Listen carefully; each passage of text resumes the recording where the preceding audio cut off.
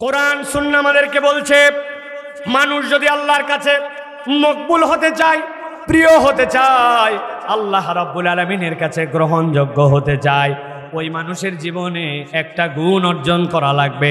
ওই মানুষটা তর্ককে পরিহার করে। আর মানুষ তর্ক ততক্ষণ পরিহার করতে পারে না দিল থেকে যতক্ষণ পর্যন্ত মানুষ উদার না হয়। অতএব আপনাকে কথায় কথায় ঝগড়া, কথায় কথায় তর্ক, কিছু হতে না হতে আপনি মানুষের সাথে ঝগড়াঝাটিতে লেগে যান। ছোট্ট ছোট্ট ইস্যু নিয়ে তর্কের মধ্যে আমরা যুক্ত হয়ে যাই। কোনো বান্দা তর্কের মধ্যে যদি যুক্ত হয়ে যায়, অপর ভাইকে যদি ঠেস দিয়ে কথা বলে, অপর ভাইয়ের অন্তরের প্রতি যদি অন্তর থেকে শ্রদ্ধাশীল না হয়, ওই মানুষটা আল্লাহ রাব্বুল আমিনের কাছে প্রিয় পাত্র হতে পারে না। দুনিয়ায় তার নাম হয়তো হতে পারে বিরাট বড় যুক্তিবিদ, বিরাট বড় তর্কবাগীশ, বিরাট বড়, তার কথার সাথে কেউ পারে না, মুখর তুখর, কিন্তু আল্লাহর কাছে তার মর্যাদা নাই। এই জন্য আল্লাহর কাছে মর্যাদাশীল মানুষে বিনা কারণে তর্ক করে না, আর অন্তর থেকে মানুষের প্রতি উদারতা লালন করে। নবীজি সাল্লাল্লাহু আলাইহি সাল্লাম বলছেন, ইন্না আমিনান নাসি আলাইয়া ফি সুহবাতিহি ওয়া মালিহি আবা বকরিন। আমি জানালাম তোমাদের কাছে এই পৃথিবীতে যত মানুষ এসেছে, মুহাম্মদ সাল্লাল্লাহু আলাইহি সাল্লাম বলছেন আমার উম্মতের মধ্যে আবু বকর রাদিয়াল্লাহু তাআলা আনহু থেকে নবী সাক্ষ্য দিচ্ছেন বিশ্বস্ত এবং বন্ধুত্বের দিক দিয়ে আর কোনো মানুষ দুনিয়াতে আসতে পারে না। আবু বকর রাদিয়াল্লাহু তাআলা আনহু তার নেচার ছিল কখনো মানুষের সাথে যেচে পড়ে তর্ক করতেন না, আর মানুষের জন্য বিশ্বস্ত তিনি ছিলেন। আল্লাহ রাব্বুল আলামিন নবীজি সাল্লাল্লাহু আলাইহি ওয়াসাল্লামকে এই জন্য আবু বকর রাদিয়াল্লাহু তাআলা আনহুকে ওই গারে হেরার সাথে, ওই আল্লাহ নবী সাল্লাল্লাহু আলাইহি ওয়াসাল্লামের সাথে ওই গারে সৌরের সাথী পর্যন্ত আল্লাহ নবীকে তার সাথে বানায় দিয়েছিলেন। আল্লাহ রাব্বুল আলামিন নবীকে দিয়ে বলছেন, এই জন্য দুনিয়ার মানুষ জেনে রাখো, মা দাল্লা কওমুন বাদা হুদান, দুনিয়ার বুকে যত কওম এসেছে, যত জাতি গোষ্ঠী এসেছে, হেদায়েত প্রাপ্ত হওয়ার পরেও তারা হেদায়েত থেকে বিচ্যুত হয়ে গেছে, পথহারা হয়ে গেছে। কানু আলাইহি ইল্লা উলুল জাদাল। আল্লাহ নবী সাল্লাল্লাহু আলাইহি সাল্লাম বলছেন ওই মানুষগুলার বদ অভ্যাস ছিল কানু আলাইহি ইল্লা উতুল জাদাল, তারা ঝগড়াঝাটিতে লিপ্ত হয়ে গেছে। হেদায়েত পাওয়ার পরেও ওই মানুষগুলা দুনিয়া থেকে গোমরাহ হয়ে যাওয়ার অন্যতম কারণ তারা টোটা ফাটা বিষয় নিয়ে ঝগড়াঝাটিতে লিপ্ত হয়ে যেত। আমাদের সমাজে এখন তর্ক করা, ঝগড়া করা, এইটা মহামারী আকারে ছড়ায় পড়ছে, ঠিক না? যে আমরা যে এই যে কোরআনুল কারীমের আয়োজনে এসে গেলাম, আমরা এখানে এসে বসে পড়লাম, আল্লাহ রাব্বুল আলামিন যেই বান্দাগুলাকে আসার তৌফিক দান করলেন, এইগুলা হচ্ছে আল্লাহ রাব্বুল আলামিনের দেওয়া একটা নিয়ামত এবং আল্লাহ রাব্বুল আলামিনের দেওয়া আমাদের প্রতি অনুগ্রহ। এইটা আপনাকে দিল থেকে বিবেচনা করতে হবে। কেন এই কথা বললাম? আমি বহু জায়গায় উদাহরণ দেই। আপনাদের এলাকায় কি বলে জানি না, আমাদের ঢাকায় বলে কুপিবাতি। আপনারা কি বলেন ভাই? ল্যাম্প। স্থানীয় কিছু ভাষা আছে, ল্যাম্প বলেন না। মায়েরা যখন চুলা জ্বালায়, ওই চুলা জ্বালানোর আগে মেসের কাঠির খরচ যেন কম হয়, এই জন্য আগে ল্যাম্প জ্বলায় নেয়, তাই না ভাই? তারপরে আগে যখন বিদ্যুৎ ঘন ঘন আসা যাওয়া করতো অথবা বিদ্যুৎ ছিল না, তখনও কিন্তু ল্যাম্পের প্রচলন ছিল, ছিল না? হঠাৎ করে একদিন আপনি দেখেছেন ল্যাম্পটা জ্বালিয়েছেন, কিন্তু ল্যাম্পটা কেন যেন একটু দপ দপ দপ দপ করে। দপ দপ বোঝেন তো ভাই? আবার মাঝে মাঝে দেখা যাচ্ছে বেশি বেশি কালো ধোঁয়া মারে, লাল লাল আগুন বের হয়। আবার আপনারা কি বলেন জানি না, আমাদের ঢাকায় আমরা বলি সলতা বা পোলতা, পোলতাটা পুড়ে যায়, হয় কিনা ভাই? বলেন তো ভাই, পোলতা যদি পুড়ে যায়, আলো যদি লাল বের হয়, মাঝে মাঝে একটু দপ দপ দপ দপ করে আগুন, তাহলে কি বোঝা যায় ল্যাম্পের ভিতরে কি নাই? বুঝে বলেন কিন্তু তেল নাই না, বলেন কেরোসিন নাই। কি নাই? আমি আরো সহজ করে বললে মনে থাকার জন্য বলতে পারি, ল্যাম্পের ভিতরে মাল নাই। কি নাই ভাই? যেই মালামাল দিয়ে ল্যাম্প জ্বলানো লাগবে এই মাল নাই, ঠিক কি না? এখন একজন অতি পণ্ডিত, সে বলছে মাল নাই, তাই পোলটা টান দে, উড়ে গেছে তাই কি উঁচু কর। এখন বেশি যদি টানাটানি করে তো পোলটারও শেষ, ওই ল্যাম্পও শেষ, নতুন করে আপনার পোলটা দেওয়া লাগবে। আমি এই কথা এই জন্য বলি, আমাদের অনেক ভাই ব্রাদাররা আছে, কোরআনের হালাকা হয়, কোরআনের আয়োজন হয়, মসজিদে বলে একটু বসেন, দিনী কথা হবে, হাদিস থেকে আলোচনা হবে, কিন্তু এই মানুষগুলা এই সকল আয়োজনে আসতে পারে না, আসে না। আমি বলি এই আসা না আসার মধ্যে একটা বড় পার্থক্য আছে। আল্লাহ কোরআনে বলছেন, ওয়া ইযা তুলিয়াত আলাইহিম আয়াতুহু যাদাতহুম ঈমানা ওয়া আলা রাব্বিহিম ইয়াতাওয়াক্কালুন। দুনিয়াতে এমন কতগুলা মানুষ আছে যাদের কাছে কোরআনের তেলাওয়াত করা হলে তাদের ঈমানটা বৃদ্ধি পেয়ে যায়, এমনই বাড়ে ও দুনিয়ার কোনো দল পার্টি গোষ্ঠী লিডার কারো প্রতি ভরসা করে না, ও ভরসা করে আল্লাহর প্রতি। আল্লাহর প্রতি ভরসা করে ঈমান বাড়ে তাদের, যাদের অন্তরের মধ্যে অন্তত ঈমানের বাতি আছে, তেল আছে। আপনার মধ্যে যদি ঈমানের বাতি না থাকে, তেল না থাকে, তাহলে আপনি এখানে আকর্ষণ খুঁজে পাবেন না। এই জন্য আল্লাহ যাদেরকে কোরআন শোনার তৌফিক দেন, আপনি আল্লাহর কাছে অলওয়েজ কৃতজ্ঞ হবেন। আল্লাহ, আমার অনেক পাপ আছে, অনেক অপরাধ আছে, অনেক অপূর্ণতা আছে, কিন্তু কোরআন শোনার মতো আমার দিলে এখন পর্যন্ত টান রাখছো, এইটা আল্লাহর দেওয়া নিয়ামত, ঠিক কিনা? দেশে বহু মানুষ মুসলমানের পরিচয় দিত, আপনারাও তাদেরকে চিনতেন। আমি আর ভেঙে চুরে বলতে চাই না, কেবল দুইটা শব্দ বলতে চাই। অনেকে নাকি ফজরের নামাজের পরে পরে যায় নামাজ খুঁজত, আবার কেউ কেউ ছিল দিন রাত মিলায়া, দিনেও তাহাজ্জুদ রাত্রেও তাহাজ্জুদ, 50-এর উপর রাকাত ছিল কিনা ভাই? আমার কথা হচ্ছে ভাই, যে যার আমল নিয়ে যাবে এটা তাদের ব্যাপার, কিন্তু আমার কথা, যদি আপনি নামাজ পড়ার জন্য এত ব্যস্ত হন, আপনি যদি তাহাজ্জুদ গুজারি হন, তাহলে ওই মানুষগুলার দ্বারা আলেম ওলামাকে কিভাবে বেইজ্জত করা হলো, আলেম ওলামাকে কিভাবে ফাঁসানো হলো, আলেম ওলামাকে কিভাবে ফাঁসির কাস্টে ঝোলানো হলো, আলেম ওলামাকে কিভাবে বেইজ্জত করে করে জেল জুলুম দেওয়া হলো, যদি অন্তরের মধ্যে ঈমান থাকে, কোনো মুসলমান এই কাজ করতে পারতো না, ঠিক কি না? অতএব দাবিতে মুসলমান হয়ে লাভ নাই, বাস্তবতায় আপনাকে প্রমাণ দিতে হবে, কথা ঠিক না?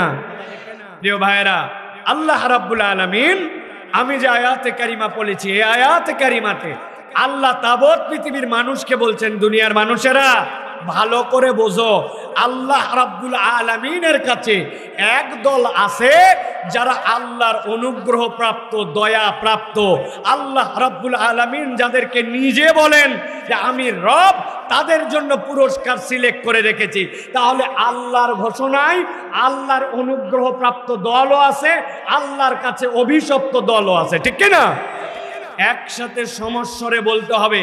তাহলে আপনার আমার কোরআনের বিবেচনায় দল কয়টা? বলেন নাই সকলে, কয়টা? কয়টা? দুইটা। একটা দলের নাম হচ্ছে অজ্ঞান পার্টি, নাম বলতে হবে, কি পার্টি? মুখস্থ করতে হবে, কি পার্টি? আরেকটা পার্টির নাম হচ্ছে সজ্ঞান পার্টি, কি পার্টি? পার্থক্য কিভাবে হবে?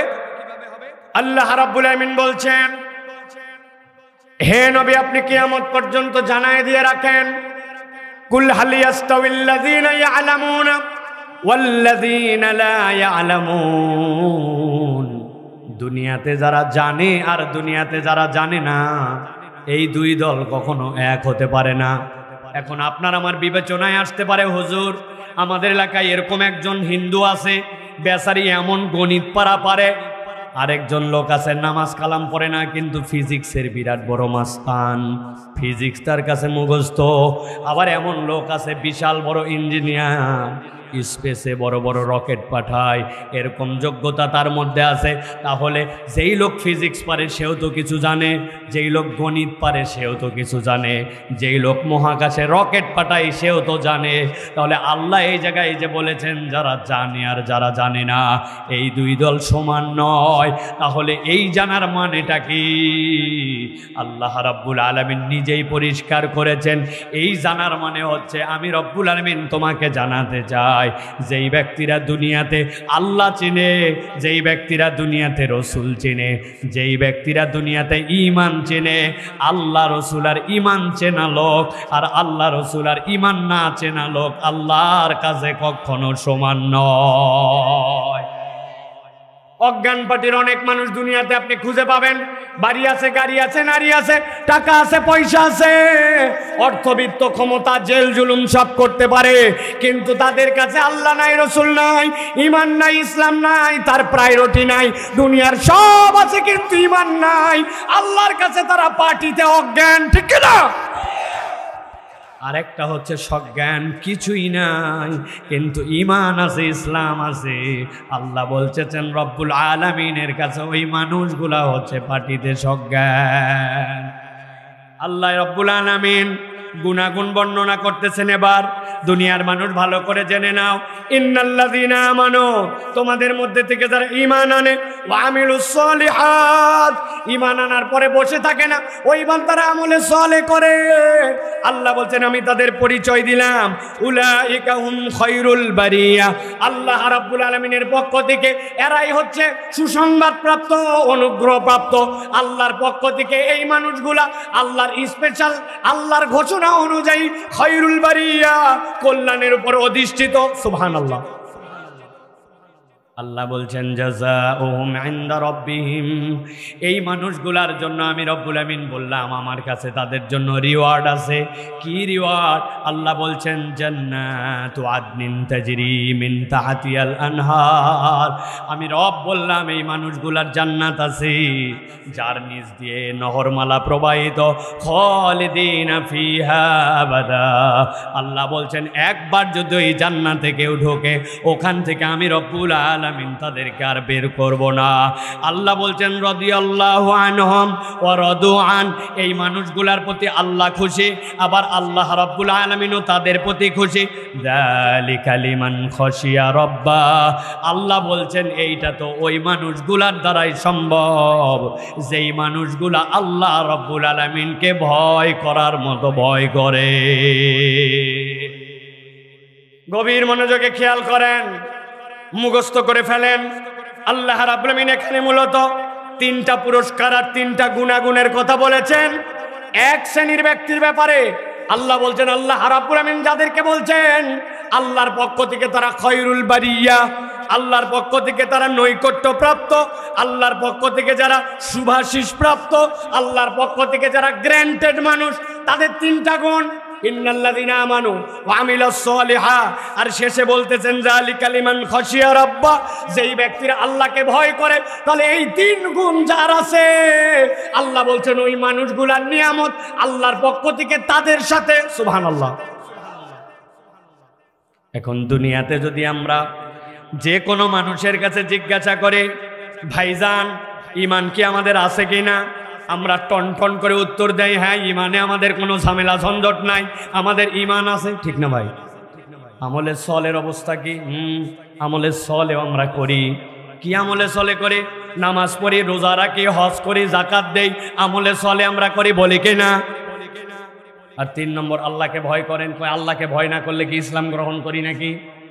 কিন্তু আজকে আমরা একটু হিসাব মিলাবো যে আমরা যে বলি আমলে সলে করি, আমরা যে আল্লাহকে ভয় করি, আল্লাহ রাব্বুল আলামিন মানুষকে এই যে খয়রুল বারিয়া বললেন, বারিয়ার মধ্যে আল্লাহ রাব্বুল আলামিন যে আমলে সলের কথা বললেন, যেমন তেমন আমলে সলেহাতে বান্দা আল্লাহর কাছে অনন্য হয় না, বরং আল্লাহর পছন্দনীয় কতকগুলো আমলে বান্দা আল্লাহর কাছে খয়রুল বারিয়া হয়, আল্লাহর কাছে অনুগ্রহ প্রাপ্ত, আল্লাহর কাছে জান্নাতে যাওয়া লিস্টেড হয়। এই রকম কতকগুলা গুণ গুণাগুণ আল্লাহ এবং তার রাসূল আপনাকে আমাকে জানাইছেন। আমি আমার সাধ্যের মধ্যে আজকে আমাদের দুনিয়ার জীবনে এমন 5টা গুণের কথা আলোচনা করব, যেই 5টা গুণ যদি বান্দার জীবনে থাকে আল্লাহ রাব্বুল আলামিন তাদেরকে খয়রুল বারিয়ার মধ্যেই অন্তর্ভুক্ত করে নিবেন। সুবহানাল্লাহ। তাহলে আমরা চাই যে আল্লাহ রাব্বুল আলামিন আমাদেরকে অনুগ্রহ করেন, আমাদেরকে আল্লাহ দয়া করেন, আমরা জান্নাতের তালিকাভুক্ত হয়ে যাই। আমরা চাই কিনা ভাই? আরে সবাই চাই, আমরা হাত তুললেও চাই, না তুললেও চাই। পাগলও জান্নাতে যেতে চায়, জাহান্নামে যেতে চায় না, ঠিক কিনা? কিন্তু প্রিয় ভাইয়েরা, আমরা তো জান্নাতে যেতে চাই, কিন্তু আমাদের কাজবাজ, আমাদের আখলাক, আমাদের গুণাগুণ, ওই গুণাগুণের দিকে যদি আমরা তাকাই তাহলে আমরা দেখতে পাই যে আমাদের ওই জান্নাতে যাওয়ার কাজের সাথে আমাদের গুণাগুণের মিল নাই। আমি সংক্ষিপ্তভাবে আপনাদের কাছে এমন 5টা গুণের কথা আলোচনা করব প্রথম পর্বে, এরপরে যদি সময় থাকে দ্বিতীয় পর্বে আরেকটা কথা বলবো। এই 5টা গুণ, যেই 5টা গুণাগুণ আমাদের থাকলে আল্লাহ চাইলে আমাদেরকে আল্লাহ জান্নাতের উপযুক্ত করে ফেলবেন। বলেন না আল্লাহুম্মা আমিন। আমরা কি এটা শুনতে রাজি আছি ভাই? আপনারা কি অ্যাক্টিভ আছেন তো? দেখে একটু কারা কারা আছেন একটু হাত তোলেন, দেখে একটু আছেন আপনারা ইনশাআল্লাহ? হাতটা একটু শক্ত করে তোলেন। একটা তাকবীর দিয়ে আমরা জানান দিব এবং আলোচনায় প্রবেশ করব যে ময়দানের মধ্যে যারা আছে তারা মর্দে মুজাহিদের মতো মাগরিবের পরে ময়দানে হাজির হয়ে গেছে। পারবেন ইনশাআল্লাহ? যারা পারবেন তারা হাত সোজা করেন, আর যারা পারবেন না তারা হাত নামায় ফেলেন। পারবেন সবাই? হাত নামান, একসাথে তুলতে হবে। অনেকেই ফাঁকি দিয়ে রাখছে, অনেকে ফাঁকি দিয়ে রাখছে।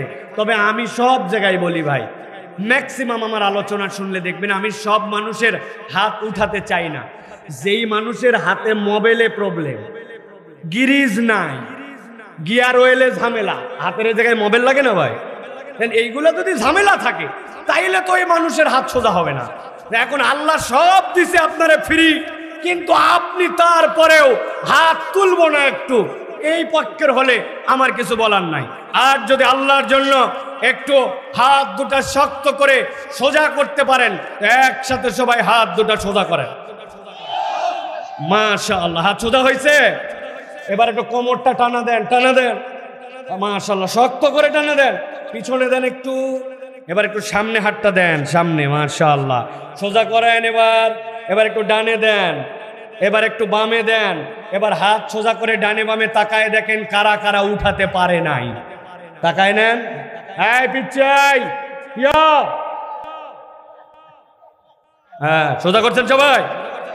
এবার গলাটা পরিষ্কার দেন, ভালো করে দেন, হয় নাই। সোজা করে তোলেন, হাতটা একটু নড়াচড়া দেন, নড়াচড়া দেন। মাশাআল্লাহ, মাশাআল্লাহ, সোজা করেন হাত। এবার সোজা সোজা সোজা। এবার বুক বরাবর নিয়ে নেন, এই বরাবর। এবার আমরা একটা তাকবীর দিয়ে আজকে আমরা জানাতে চাই যে বরগুনার মানুষ আজকে কোরআন শোনার জন্য প্রস্তুত আছে। রেডি তো সবাই? পারবেন ইনশাআল্লাহ? এইরকম তাকবীর দেন নাই জীবনে, এইরকম হুঙ্কার দিয়ে একটা তাকবীর দিতে হবে। পারবেন ইনশাআল্লাহ? সিঁড়িতে যারা বসছেন ওনারা কি আমাদের সাথে না আলাদা আছে? আপনারা পারবেন ইনশাআল্লাহ? দেখে একটা তাকবীর দেন সকলে। আমি বলবো লিল্লাহে তাকবীর, আপনারা হাত দুটো উপর দিকে ছুঁড়ে দিয়ে বলবেন আল্লাহু আকবার। পারবেন না ইনশাআল্লাহ? দিয়ে আবার হাত নামায় ফেলবেন। রেডি সবাই? রেডি? দেখে একটা তাকবীর দেন। লিল্লাহে তাকবীর, লিল্লাহে তাকবীর। আল কোরআনের আলো, আল হাদিসের আলো, তোমার নেতা আমার নেতা, তোমার নেতা আমার নেতা, আলেম ওলামা যেখানে, আল্লাহর আইন যেখানে, লিল্লাহে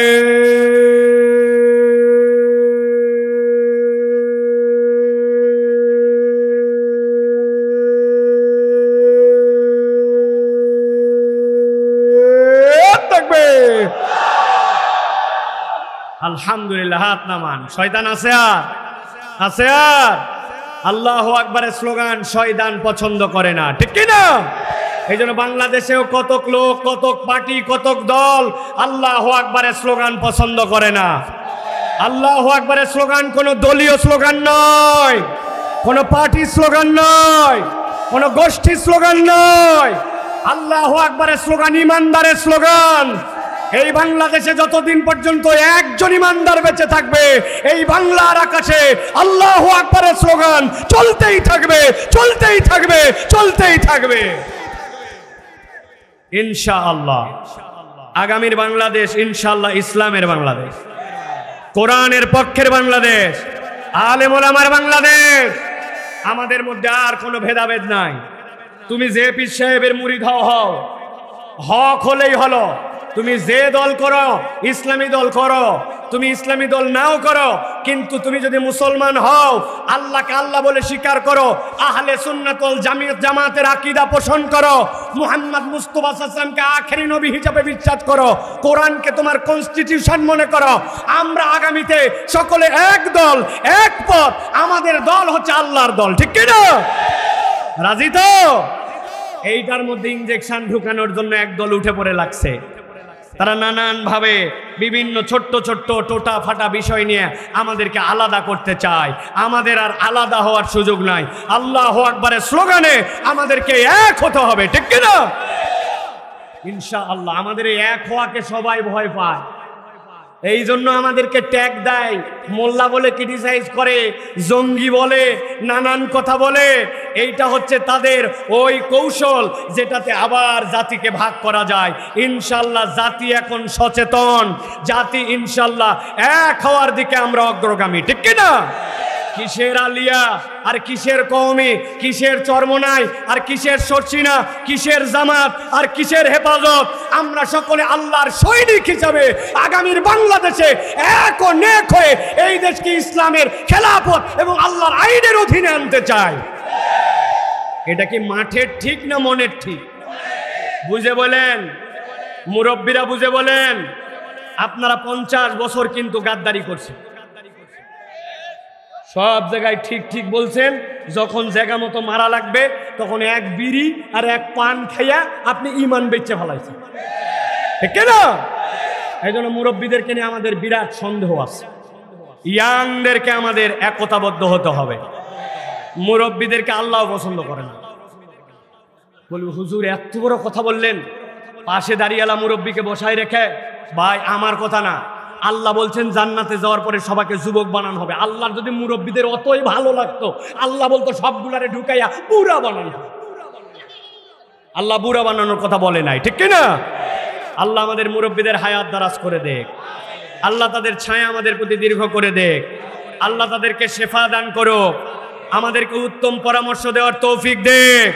তবে আমরা এখন ধাক্কায়া মুরব্বীদেরকে জান্নাতের দিকে নিতে চাই। কোনো ভেদাভেদ আর এই দেশে দেখতে চাই না, ঠিক না? বুঝেন কিন্তু, ক্লিক কিন্তু নানান দিক দিয়ে দিবে, নেক্সট সুরতে ধোকা দিবে। এতদিন ধরে আমার বাপ আমার দাদা কিছুই বুঝলো না, স্যাংরা স্যাংরা আলেমরা যা বলবে তাই, তোমাকে এটা মেনে নিতে হবে, মুরব্বীদের কথা বুঝতে হবে। নেক্সট সুরতে শয়তান ধোকা মারবে, আছে না ভাই? এই জন্য প্রিয় ভাইয়েরা, কোনো ধোকাবাজির মধ্যে পা দেওয়া যাবে না। রাজি তো ইনশাআল্লাহ? তাহলে আমরা খায়রুল বারিয়া হতে চাই, আমরা আল্লাহর অনুগ্রহ প্রাপ্ত নেককারদের মধ্যে অন্তর্ভুক্ত হতে চাই, ঠিক কি না? আমি আপনাদের কাছে সাধ্যের মধ্যে 5টা গুণের কথা বলি। আমরা আমাদের আখলাক পরিবর্তন করলে ইনশাআল্লাহ আমরা এক এবং নেক হতে পারবো। বলেন না আল্লাহুম্মা আমিন। নবীজি সাল্লাল্লাহু আলাইহি সাল্লাম বলছেন, বুখারীর হাদিসের মধ্যে আসছে, আর নবী সাল্লাল্লাহু আলাইহি সাল্লাম বলছেন, আন-নাসু মাআদিনু খিয়ারুহুম ফিল জাহিলিয়াহ খিয়ারুহুম ফিল ইসলাম ইযা ফাকিহু। নবীজি সাল্লাল্লাহু আলাইহি সাল্লাম বলছেন, মানুষ হচ্ছে খনির মতো। খনি কি? খনি হচ্ছে আপনার সোনার খনি, খনি হচ্ছে আপনার বিভিন্ন ধরনের ম্যাঙ্গানিজ, লোহা, তামা, দস্তা, ওর মধ্যে আপনি খনির মধ্যে থেকে যেই জিনিস তোলেন ওইটা তোলার পরে ওইটাকে পিউরিফাই করতে হয়, ওইটাকে বিভিন্ন জায়গায় ব্যবহার করতে হয়। নবীজি বলছেন মানুষ তো খনির মতো, যেই ব্যক্তিটা জাহেলি যুগেও ভালো ছিল দেখা গেছে ইসলামের মধ্যেও ওই ব্যক্তি ভালো যদি সে বোধ সম্পন্ন হয়। সুবহানাল্লাহ। ইদা ফাকিহু, ফাকিহু মানে কি? যার মধ্যে দ্বীনের দরদ আছে, যার মধ্যে দ্বীন পছন্দ আছে, যার মধ্যে আল্লাহ আল্লাহ রাসূলের মুহাব্বত আছে। আল্লাহ বলছেন সে সব কালেই ভালো, ওই যুগেও ভালো এই যুগেও ভালো। সুবহানাল্লাহ বিহামদি। তাহলে নবীজি সাল্লাল্লাহু আলাইহি ওয়াসাল্লাম মানুষকে মূল্যায়ন করেছেন, মর্যাদা দিয়েছেন। মানুষকে আল্লাহ নবী সাল্লাল্লাহু আলাইহি ওয়াসাল্লাম খনির সাথে তুলনা করেছেন। এই হাদিসের আলোকে মুহাদ্দিসিনে কেরামের একটা বড় দল একটা ব্যাখ্যা করেছেন, সেটা হচ্ছে আপনার দোয়ার ক্ষেত্রে আপনি যখন কখনো যেন কার্পণ্য করবেন না। আমরা অনেক সময় দোয়া করতে কার্পণ্য করেন, আপনারা দোয়া করেন কিনা জানি না, আমি দোয়া করি আল্লাহ স্টিভ জবস যে বেটা আছে ওইটারে তুমি একটু ইমানের উপর আনো আল্লাহ, আল্লাহ মেহেরবানি করে বিল গেটসকে ইমান দান করো, আল্লাহ আমার এলাকার যত ভ্যান চালক আছে ওই ইজি বাইক আলার আল্লাহ আজান হয়ে যায় বাইকটা রেখে নামাজ পড়তে পারে কিন্তু নামাজ পড়ে না, ওদের অন্তরের মধ্যে হেদায়েত দান করো আল্লাহ। জেলে যেইগুলা মাছ ধরে ধরে জীবিকা নির্বাহ করে আল্লাহ সকল জেলেদেরকে হেদায়েত দান করো। আপনি স্টিভ জবস থেকে শুরু করে নিচের জেলে পর্যন্ত, আপনার মুচি থেকে শুরু করে সচিবালয়ের সচিব পর্যন্ত আল্লাহ নবী যেহেতু বলছেন সকলেই একটা খনির মতো, তাহলে মানুষ যদি খনি হয় প্রত্যেক মানুষের কাজ আছে, দাম আছে, কিন্তু ইদা ফাকিহু যদি সে দ্বীন গ্রহণ করে, ইসলাম গ্রহণ করে, তাহলে ওই মানুষটার মূল্য বেড়ে যায়। তাহলে আমাদের প্রথম দায়িত্ব হচ্ছে কাউকে দূর না ভেবে বুকে টেনে সকলের হেদায়েতের জন্য দোয়া করা এবং হেদায়েতের প্রচেষ্টা গ্রহণ করা, ঠিক কি না? এটা হচ্ছে ইমানদারের তবিয়ত হবে। প্রিয় ভাইরা, আল্লাহর কাছে সবচেয়ে উত্তম হিসাবে বিবেচিত হবে কে? ভালো করে খেয়াল করেন, প্রশ্নটা মনে রাখবেন। আল্লাহর কাছে সবচেয়ে উত্তম হিসাবে বিবেচিত হবে কে? মসজিদের ইমাম সাহেব, ঠিক না ভাই? মুজাহিদ যে রাস্তায় মিছিল করে, তাই তো না? প্রিয় ভাইয়েরা, তাহাজ্জুদ গুজার, 12 মাস রোজা রাখে, 10-15 বার হজ করেছে, হ্যাঁ এই মানুষগুলাও আল্লাহর কাছে উত্তম হিসাবে বিবেচিত হতে পারে। কিন্তু আল্লাহর নবী এমন একটা ইউনিক কথা বলেছেন, নবীজি বলছেন খায়রুকুম মান ইউরজা খায়রুহু ওয়া ইউমানু শাররুহু। দুনিয়ার বুকে আল্লাহর কাছে কোন নামাজ, কোন রোজা, কোন হজ, কোন যাকাত এইগুলার দ্বারা সর্বোত্তম বিবেচিত হবে না, এইগুলার দ্বারা উত্তম বিবেচিত হবে, কিন্তু সর্বোত্তম হিসাবে বিবেচিত হবে ওই মানুষ যেই মানুষের দ্বারা মানুষের কল্যাণ হয়, যেই মানুষের দ্বারা মানুষের কোনো ক্ষতি হওয়ার সম্ভাবনা নাই, মানুষ যার কাছ থেকে নিরাপদ, মানুষ যার কাছ থেকে কল্যাণ প্রত্যাশা করে। আল্লাহ নবী বলছেন সেই ব্যক্তিটাই আল্লাহর কাছে সর্বোত্তম। সুবহানাল্লাহ। একজন লোক আমার কাছে আসছে, ভাই আমি বড় বিপদে পড়ছি ভাই, আমি অমুক জায়গায় টাকা হাওলাত দিছিলাম, টাকাটা আর কেউ দিচ্ছে না, আপনার ক্ষমতা নাই, পাওয়ার নাই, ওই টাকা উদ্ধার করে দিবেন, অথবা বলবেন যাক ওই মারে দিছে আমার এত টাকা আছে, ধর তোকে টাকা দিয়ে দিলাম ভাই, চিন্তা করিস না। এগুলো কিচ্ছু আমার নাই ক্ষমতা, নাই পাওয়ার, নাই কিচ্ছু, কিন্তু আপনার মধ্যে কি যোগ্যতা আছে? আপনি তার কাঁধে হাত দিয়ে বলছেন আল্লাহ রাব্বুল আলামিন যদি আমাকে তৌফিক দেয় আমি বলার চেষ্টা করব, ভাই আমি তোমার জন্য দোয়া করব, ঘাবড়ায় যাও না, ধোঁকা দিয়ে কেউ কোনোদিন বিজয়ী হয় নাই, আল্লাহ তোমার হালাল ইনকাম যারা বিরোধিতা করতেছে, যারা তোমাকে দিচ্ছে না, আল্লাহ তাদেরকে হেদায়েত দেখ। তবে আমার যদি কোনো ক্ষমতা পাওয়ার, কাউকে বলার, আমার কথার দ্বারা কোনো উপকার হয়, আমি ভাই হিসাবে তোমার সাথে আসি। কিছুই করতে পারে না, কিন্তু মুখ দিয়ে সে অপরের কল্যাণকামী।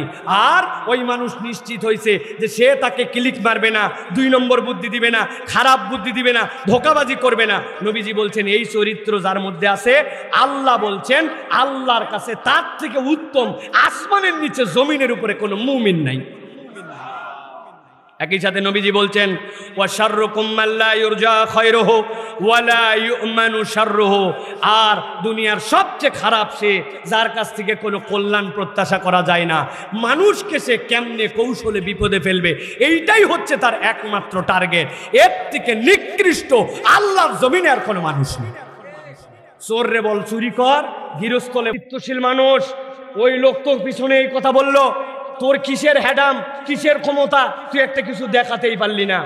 ক্লিক দিয়ে দিছে ওর মধ্যে, ওই লোক উত্তেজিত। আর যার ব্যাপারে ক্লিক দিছে ওরে যায় বলছে, ভাই ওই লোক তো দেখলাম তোমার প্রতি কঠিন উত্তেজিত, ওই লোকের কথাবার্তা তোমার ব্যাপারে পজিটিভ না, তুমি বারবার তাকে বলতেছো ভালো মানুষ, আমি চিনি, আমার সামনে তোমার ব্যাপারে এই কথা বললো। এদিকে এক কথা, ওদিকে এক কথা, গন্ডগোল লেগে গেছে। আছে ভাই, আছে ভাই, এমনকি পরিবার পর্যন্ত নষ্ট করে। আপনাদের এলাকায় আছে কিনা, ঢাকার দিকে আছে, মহিলার কাছে যায় বলছে, ভাবি আল্লাহ আপনার যে সুন্দর বানাইছে, যে পরিবারের মহিলা আপনি, এইরকম একটু অপদার্থের সাথে আপনার সংসার করা লাগবে, রাখেন, কত ছেলে আপনার জন্য আছে, ওরে তালাক মারেন।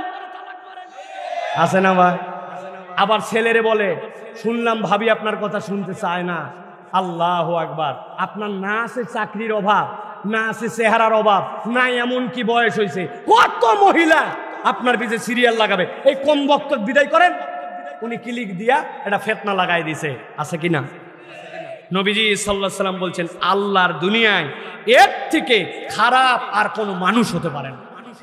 প্রিয় ভাইয়েরা, এই জন্য আমি আপনাদের কাছে বলতে চাই যে উত্তম আখলাকের যে বর্ণনা, যেই কারণে আল্লাহর কাছে আমরা খায়রুল বারিয়ার মধ্যে অন্তর্ভুক্ত হব, আমি আপনাদের কাছে ধারাবাহিক 5টা গুণের কথা বলবো।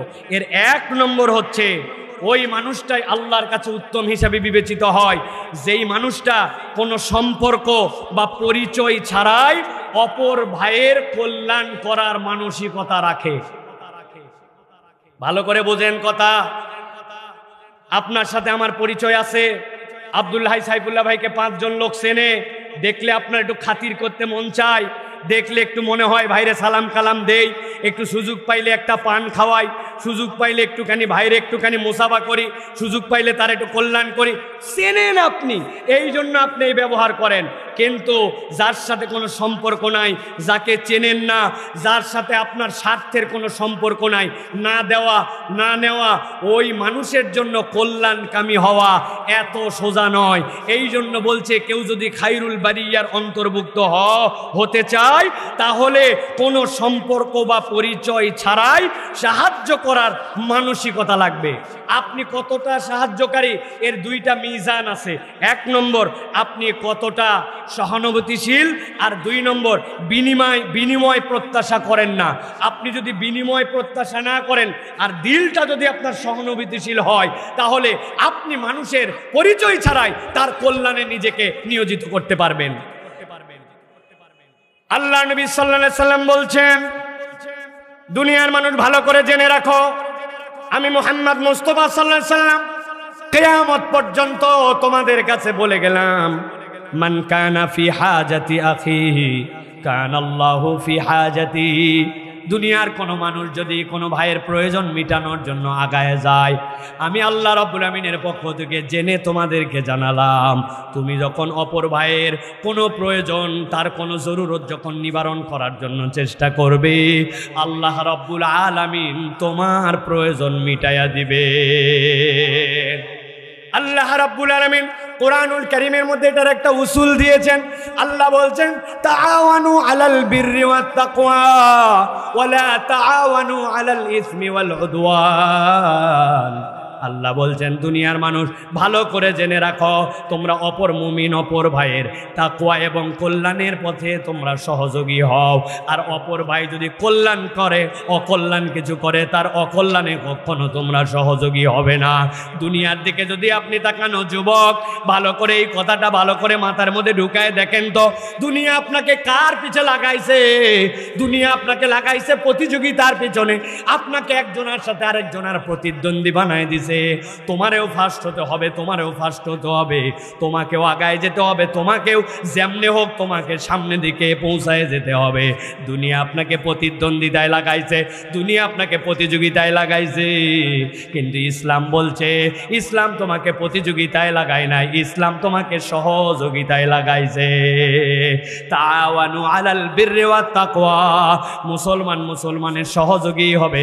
আল্লাহ নবী সাল্লাল্লাহু আলাইহি সাল্লাম বলছেন, কোন ব্যক্তি যখন অপর মুসলমানের কল্যাণকামী হবে, ওই বান্দার যত হাজত আছে আল্লাহ রাব্বুল আলামিন সব হাজতগুলা পূরণ করে দিবে। ছোট্ট ছোট্ট উদাহরণে মানুষের জীবনে পরিবর্তন হয়। আমি আমার জীবনে দু একটা কথা বলি আপনাদের কাছে।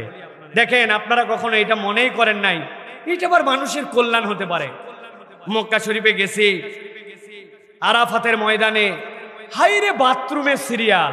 যারা হজে গেছেন আপনারা জানবেন, ঠিক না ভাই? আল্লাহ অনেকবার নিয়ে গেছেন আল্লাহর দয়ায়। হাইরে বাথরুমের সিরিয়াল। এখন আমি ইয়াং একটা মানুষ, আমি বাথরুমের সিরিয়াল 3 জনের পিছনে 10 জন, এই 2 জন পার হয়েছে, আমি তারপরে চলে যাব। আমিও 10 মিনিট দাঁড়ায় আছি, কিন্তু পিছনে একজন মুরব্বী মানুষ আছে। আমি বুঝতেছি আমার বাথরুম চাপছে, কিন্তু আমি আরো 5 মিনিট এইটারে ঠেকায় রাখতে পারবো, কিন্তু পিছনের মুরব্বীর মনে হয় 5 মিনিট এলোমেলো হয়ে যেতে পারে। আমি মুরব্বীকে বলছি, বাবা রে যান, আপনি সামনে চলে যান। বিশ্বাস করেন, ওই ক্ষেত্রে আপনি এইটাকে সহযোগিতা মনে নাও হতে পারে। আপনি মনে করতে পারেন আমি সিরিয়ালেই তো আমি এই জায়গায় আসছি, কিন্তু ওই মানুষটাকে যে একটু অগ্রগামী করে দিছেন। আমার হজে এইরকম এমন এমন নিয়ামত আল্লাহ আমাকে মিলাই দিছেন, এমন এমন বিপদ থেকে আল্লাহ আমাকে উদ্ধার করে দিছেন, এমন এমন জায়গায় আল্লাহ আমাকে পৌঁছায় দিছেন যে আমি দেখছি নিশ্চয় আমার হয়তো নেক উদ্দেশ্য আল্লাহকে সন্তুষ্ট করার জন্য ছিল, যে আমার ভাইয়ের একটা হাজত আমি আমার সাধ্যের মধ্যে আছে, আমি তাকে পূরণ করে দিছি। আল্লাহ আমার হাজত পূরণ করে দিছে। আমি আল্লাহর কাছে দোয়া করছি, আল্লাহ নবীজির সময় কাবা ফাঁকা ফাঁকা ছিল। রাসূলুল্লাহ সাল্লাল্লাহু আলাইহি ওয়াসাল্লাম প্রত্যেকবার খানায় কাবায় ওই হজরে আসওয়াদ চুমু দিয়ে দিয়া নবী করিম সাল্লাল্লাহু আলাইহি ওয়াসাল্লাম তওয়াফ করছেন। আমাদের সময় ব্যাপক ভিড়, আমি কি জীবনে একবার ওই হজরে আসওয়াদে চুমা দিয়ে দিয়া তওয়াফ করতে পারবো না? আল্লাহ রাব্বুল আমিন আমার মতো এরকম একটা লের ভেড়া, গায়ের মধ্যে কিচ্ছু নাই, 60 কেজি ওজন না, এইরকম একটা ছেলেকে ওই রকম মোটা মোটা দাঙ্গা দাঙ্গা সাইজ ওদের মধ্যে আল্লাহ বলছে, যা তোর দোয়াটা কবুল করলাম বান্দা, আমি একটু কষ্ট পাইছি, কিন্তু আমি ওই রকম 7 চক্কর দিছি আর ওই হজরে আসওয়াদে চুমা দিয়ে দিয়ে আমার তওয়াফ শেষ করছি। এটা কোনোদিন কোথাও বলি নাই, কিন্তু আপনাদেরকে ইন্সপাইরেশনের জন্য বললাম। আপনি আপনার ভাইয়ের কল্যাণকামী চিন্তা করে দেখেন, আল্লাহ আপনার হাজতগুলা পূরণ করে দিবেন ইনশাআল্লাহ। কিন্তু আমরা আমাদের ভাইয়ের কল্যাণকামী চিন্তা অনেক সময় করি না। একটা হাদিস বলবো আপনার কাছে, এই হাদিসটা মুখস্থ রাখতে হবে। নবী করিম সাল্লাল্লাহু আলাইহি সাল্লাম বলছেন, উনসুর আখাকা যালিমান আও মাজলুমান। এই মুসলমান, তুমি তোমার ভাইকে 2 অবস্থাতে হেল্প করবা। যখন সে মজলুম হয় তখনও হেল্প করবা, আবার যখন সে জালেম হয় তখনও হেল্প করবা। বুঝছেন কিছু? যখন সে অত্যাচারিত তখনও হেল্প করো, আবার যখন সে অত্যাচার করতেছে তখনও সহযোগিতা করো। কি আশ্চর্য কথা! ফাকালা রাজুলুন ইয়া রাসূলুল্লাহি আনসুরুহু মাজলুমান। আপনি যে বলছেন যখন সে মাজলুম হবে, সে বিপদে পড়ছে, অপরে অন্যায় করতেছে, আমি তো তাকে সহযোগিতা করবই, কিন্তু ইয়া রাসূলুল্লাহ ফাকাইফা আনসুরুহু যালিমান, কিন্তু আমার ভাই জুলুম করে, সে একে তো অপরাধ করতেছে, আমি আবার জলেমের সহযোগিতা করব কেমনে? আপনি দেখছেন একজন লোক অন্যায় ভাবে একজনকে রাম ধোলাই দিচ্ছে, আপনি বলছেন ভাই তোর মনে হয় মারার জন্য যে লাঠি নিছিস ওই লাঠিটা ভালো হয় নাই, আমার কাছে একটা মোটা লাঠি আছে, তুই মোটাটা দিয়ে বসা। তাই বলবো? ইয়া রাসূলুল্লাহ, আমি আমার ভাই যখন মজলুম তখন হেল্প করব বুঝলাম, কিন্তু জালেমকে কেমনে হেল্প করব? নবী করিম সাল্লাল্লাহু আলাইহি ওয়াসাল্লাম মুস্কি হেসে দিয়েছেন, দিয়ে বললেন, ফাকালা তামনাউহু মিনাজ জুলমি ফাযালিকা নাসরুকা ইয়া। ওই ভাই জুলুম করে আর তুমি দেখে দেখে চলে গেছো না, তুমি ওভারলুক করতে পারবে না, তার জুলুম থেকে তুমি তাকে নিবারণ করার জন্য চেষ্টা করো না। তুমি অন্যায় করতে পারো না, তুমি মিথ্যা সাক্ষী দিতে পারো না, তুমি অপরের জমির আল কাটতেছো, এটা করতে পারো না, তুমি অপরের ঘের থেকে কাটে পানি বাড়ি করে নিচ্ছ, এটা করতে পারো না, তুমি মিথ্যা কথা বলতেছো আমি জানি, জেনে বুঝে ধোকা দিচ্ছ, এটা করতে পারো না। সে যে জুলুম করে ওই জুলুম থেকে প্রতিহত করাই ওই ভাইয়ের জন্য সহযোগিতা করা। সুবহানাল্লাহ। আমাদের সমাজ থেকে আমল উঠে গেছে ভাই। আমরা একটা বড় ডায়লগ বানাইছি, নিজে বাঁচলে বাপের নাম। আপনাদের এলাকায় আছে এই ডায়লগ? ওরে বাপরে, কি সাংঘাতিক অন ইসলামিক কথা! আল্লাহ বলছেন কুনতুম খয়রা উম্মাহ উখরিজাত লিন-নাস। বেটা, তোর সম্মান মর্যাদাই তো অপরের কল্যাণের সাথে জড়িত। আর তুমি কেমনে ফুটানি মারে বলো যে নিজে বাঁচলে বাপের নাম, নিজে বাঁচলে বাপের নাম? এটা ইসলামিক কোনো থট নয়। তাহলে আমরা কখনো জালেম হব না, এবং আমরা কেউ জুলুম করলে চোখ বুজে সহ্যও করব না, আমরা জুলুম থেকে তাদেরকে ঠেকাবো। রাজি আছেন তো ইনশাআল্লাহ? রাজি আছেন ইনশাআল্লাহ? প্রিয় ভাইরা, তাহলে 1 নম্বর, বিনা স্বার্থে, চিনি না, অপরিচিত, কিন্তু তাকে আমরা সাহায্য করব, সহযোগিতা করব, এই মানসিকতা যদি নেই, আল্লাহ আমাদেরকে খয়রুল বারিয়া, উত্তমদের অন্তর্ভুক্ত করে নেবেন। বলেন আল্লাহুম্মা আমিন। 2 নম্বরে, কোরআন সুন্নাহ আমাদেরকে বলছে মানুষ যদি আল্লাহর কাছে মকবুল হতে চায়, প্রিয় হতে চায়, আল্লাহ রাব্বুল আলামিনের কাছে গ্রহণযোগ্য হতে চায়, ওই মানুষের জীবনে একটা গুণ অর্জন করা লাগবে। ওই মানুষটা তর্ককে পরিহার করে, আর মানুষ তর্ক ততক্ষণ পরিহার করতে পারে না দিল থেকে যতক্ষণ পর্যন্ত মানুষ উদার না হয়। অতএব আপনাকে কথায় কথায় ঝগড়া, কথায় কথায় তর্ক, কিছু হতে না হতে আপনি মানুষের সাথে ঝগড়াঝাটিতে লেগে যান। ছোট্ট ছোট্ট ইস্যু নিয়ে তর্কের মধ্যে আমরা যুক্ত হয়ে যাই। কোনো বান্দা তর্কের মধ্যে যদি যুক্ত হয়ে যায়, অপর ভাইকে যদি ঠেস দিয়ে কথা বলে, অপর ভাইয়ের অন্তরের প্রতি যদি অন্তর থেকে শ্রদ্ধাশীল না হয়, ওই মানুষটা আল্লাহ রাব্বুল আমিনের কাছে প্রিয় পাত্র হতে পারে না। দুনিয়ায় তার নাম হয়তো হতে পারে বিরাট বড় যুক্তিবিদ, বিরাট বড় তর্কবাগীশ, বিরাট বড়, তার কথার সাথে কেউ পারে না, মুখর তুখর, কিন্তু আল্লাহর কাছে তার মর্যাদা নাই। এই জন্য আল্লাহর কাছে মর্যাদাশীল মানুষে বিনা কারণে তর্ক করে না, আর অন্তর থেকে মানুষের প্রতি উদারতা লালন করে। নবীজি সাল্লাল্লাহু আলাইহি সাল্লাম বলছেন, ইন্না আমিনান নাসি আলাইয়া ফি সুহবাতিহি ওয়া মালিহি আবা বকরিন। আমি জানালাম তোমাদের কাছে এই পৃথিবীতে যত মানুষ এসেছে, মুহাম্মদ সাল্লাল্লাহু আলাইহি সাল্লাম বলছেন আমার উম্মতের মধ্যে আবু বকর রাদিয়াল্লাহু তাআলা আনহু থেকে নবী সাক্ষ্য দিচ্ছেন বিশ্বস্ত এবং বন্ধুত্বের দিক দিয়ে আর কোনো মানুষ দুনিয়াতে আসতে পারে না। আবু বকর রাদিয়াল্লাহু তাআলা আনহুর তার নেচার ছিল কখনো মানুষের সাথে যেচে পড়ে তর্ক করতেন না, আর মানুষের জন্য বিশ্বস্ত তিনি ছিলেন। আল্লাহ রাব্বুল আলামিন নবীজি সাল্লাল্লাহু আলাইহি ওয়াসাল্লামকে এই জন্য আবু বকর রাদিয়াল্লাহু তাআলা আনহুকে ওই গারে হেরার সাথে, ওই আল্লাহ নবী সাল্লাল্লাহু আলাইহি ওয়াসাল্লামের সাথে ওই গারে সৌরের সাথী পর্যন্ত আল্লাহ নবীকে তার সাথে বানায় দিয়েছিলেন।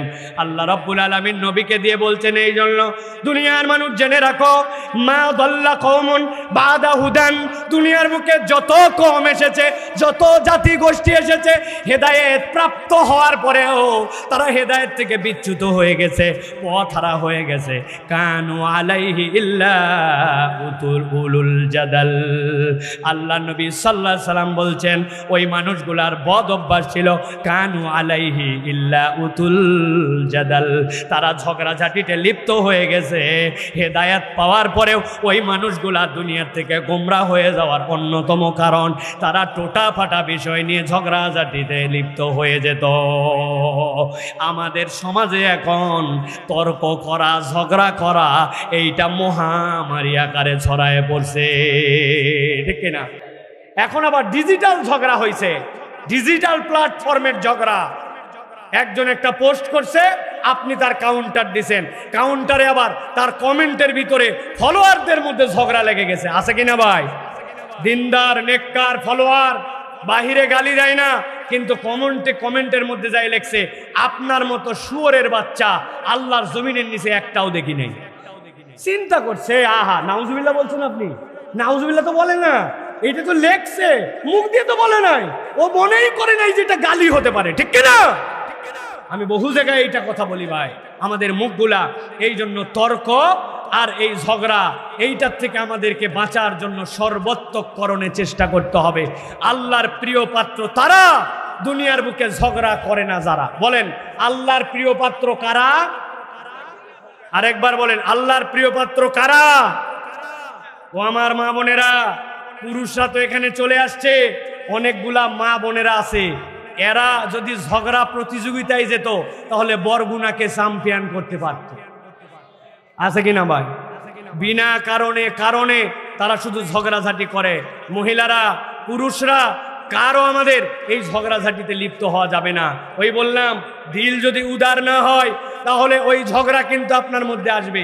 স্বামী একটা লিস্ট ধরায় দিছে 22টা আইটেম, কয়টা? 23টা আইটেম, সব আনছে বেচারি, কিন্তু ওই দিন নারিকেলের তেল লিখে দিছিল, মাথায় দেওয়া নারিকেলের তেল আনতে বেচারির মনে নাই।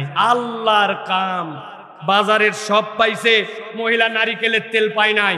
স্বামীকে বলছে 22 বছর সংসার করে কিছুই পাইলাম না। আছে কিনা ভাই? 22 বছরের সংসার, এক নারিকেলের তেলের বোতলে উদাও। এরকম মহিলা আছে না ভাই?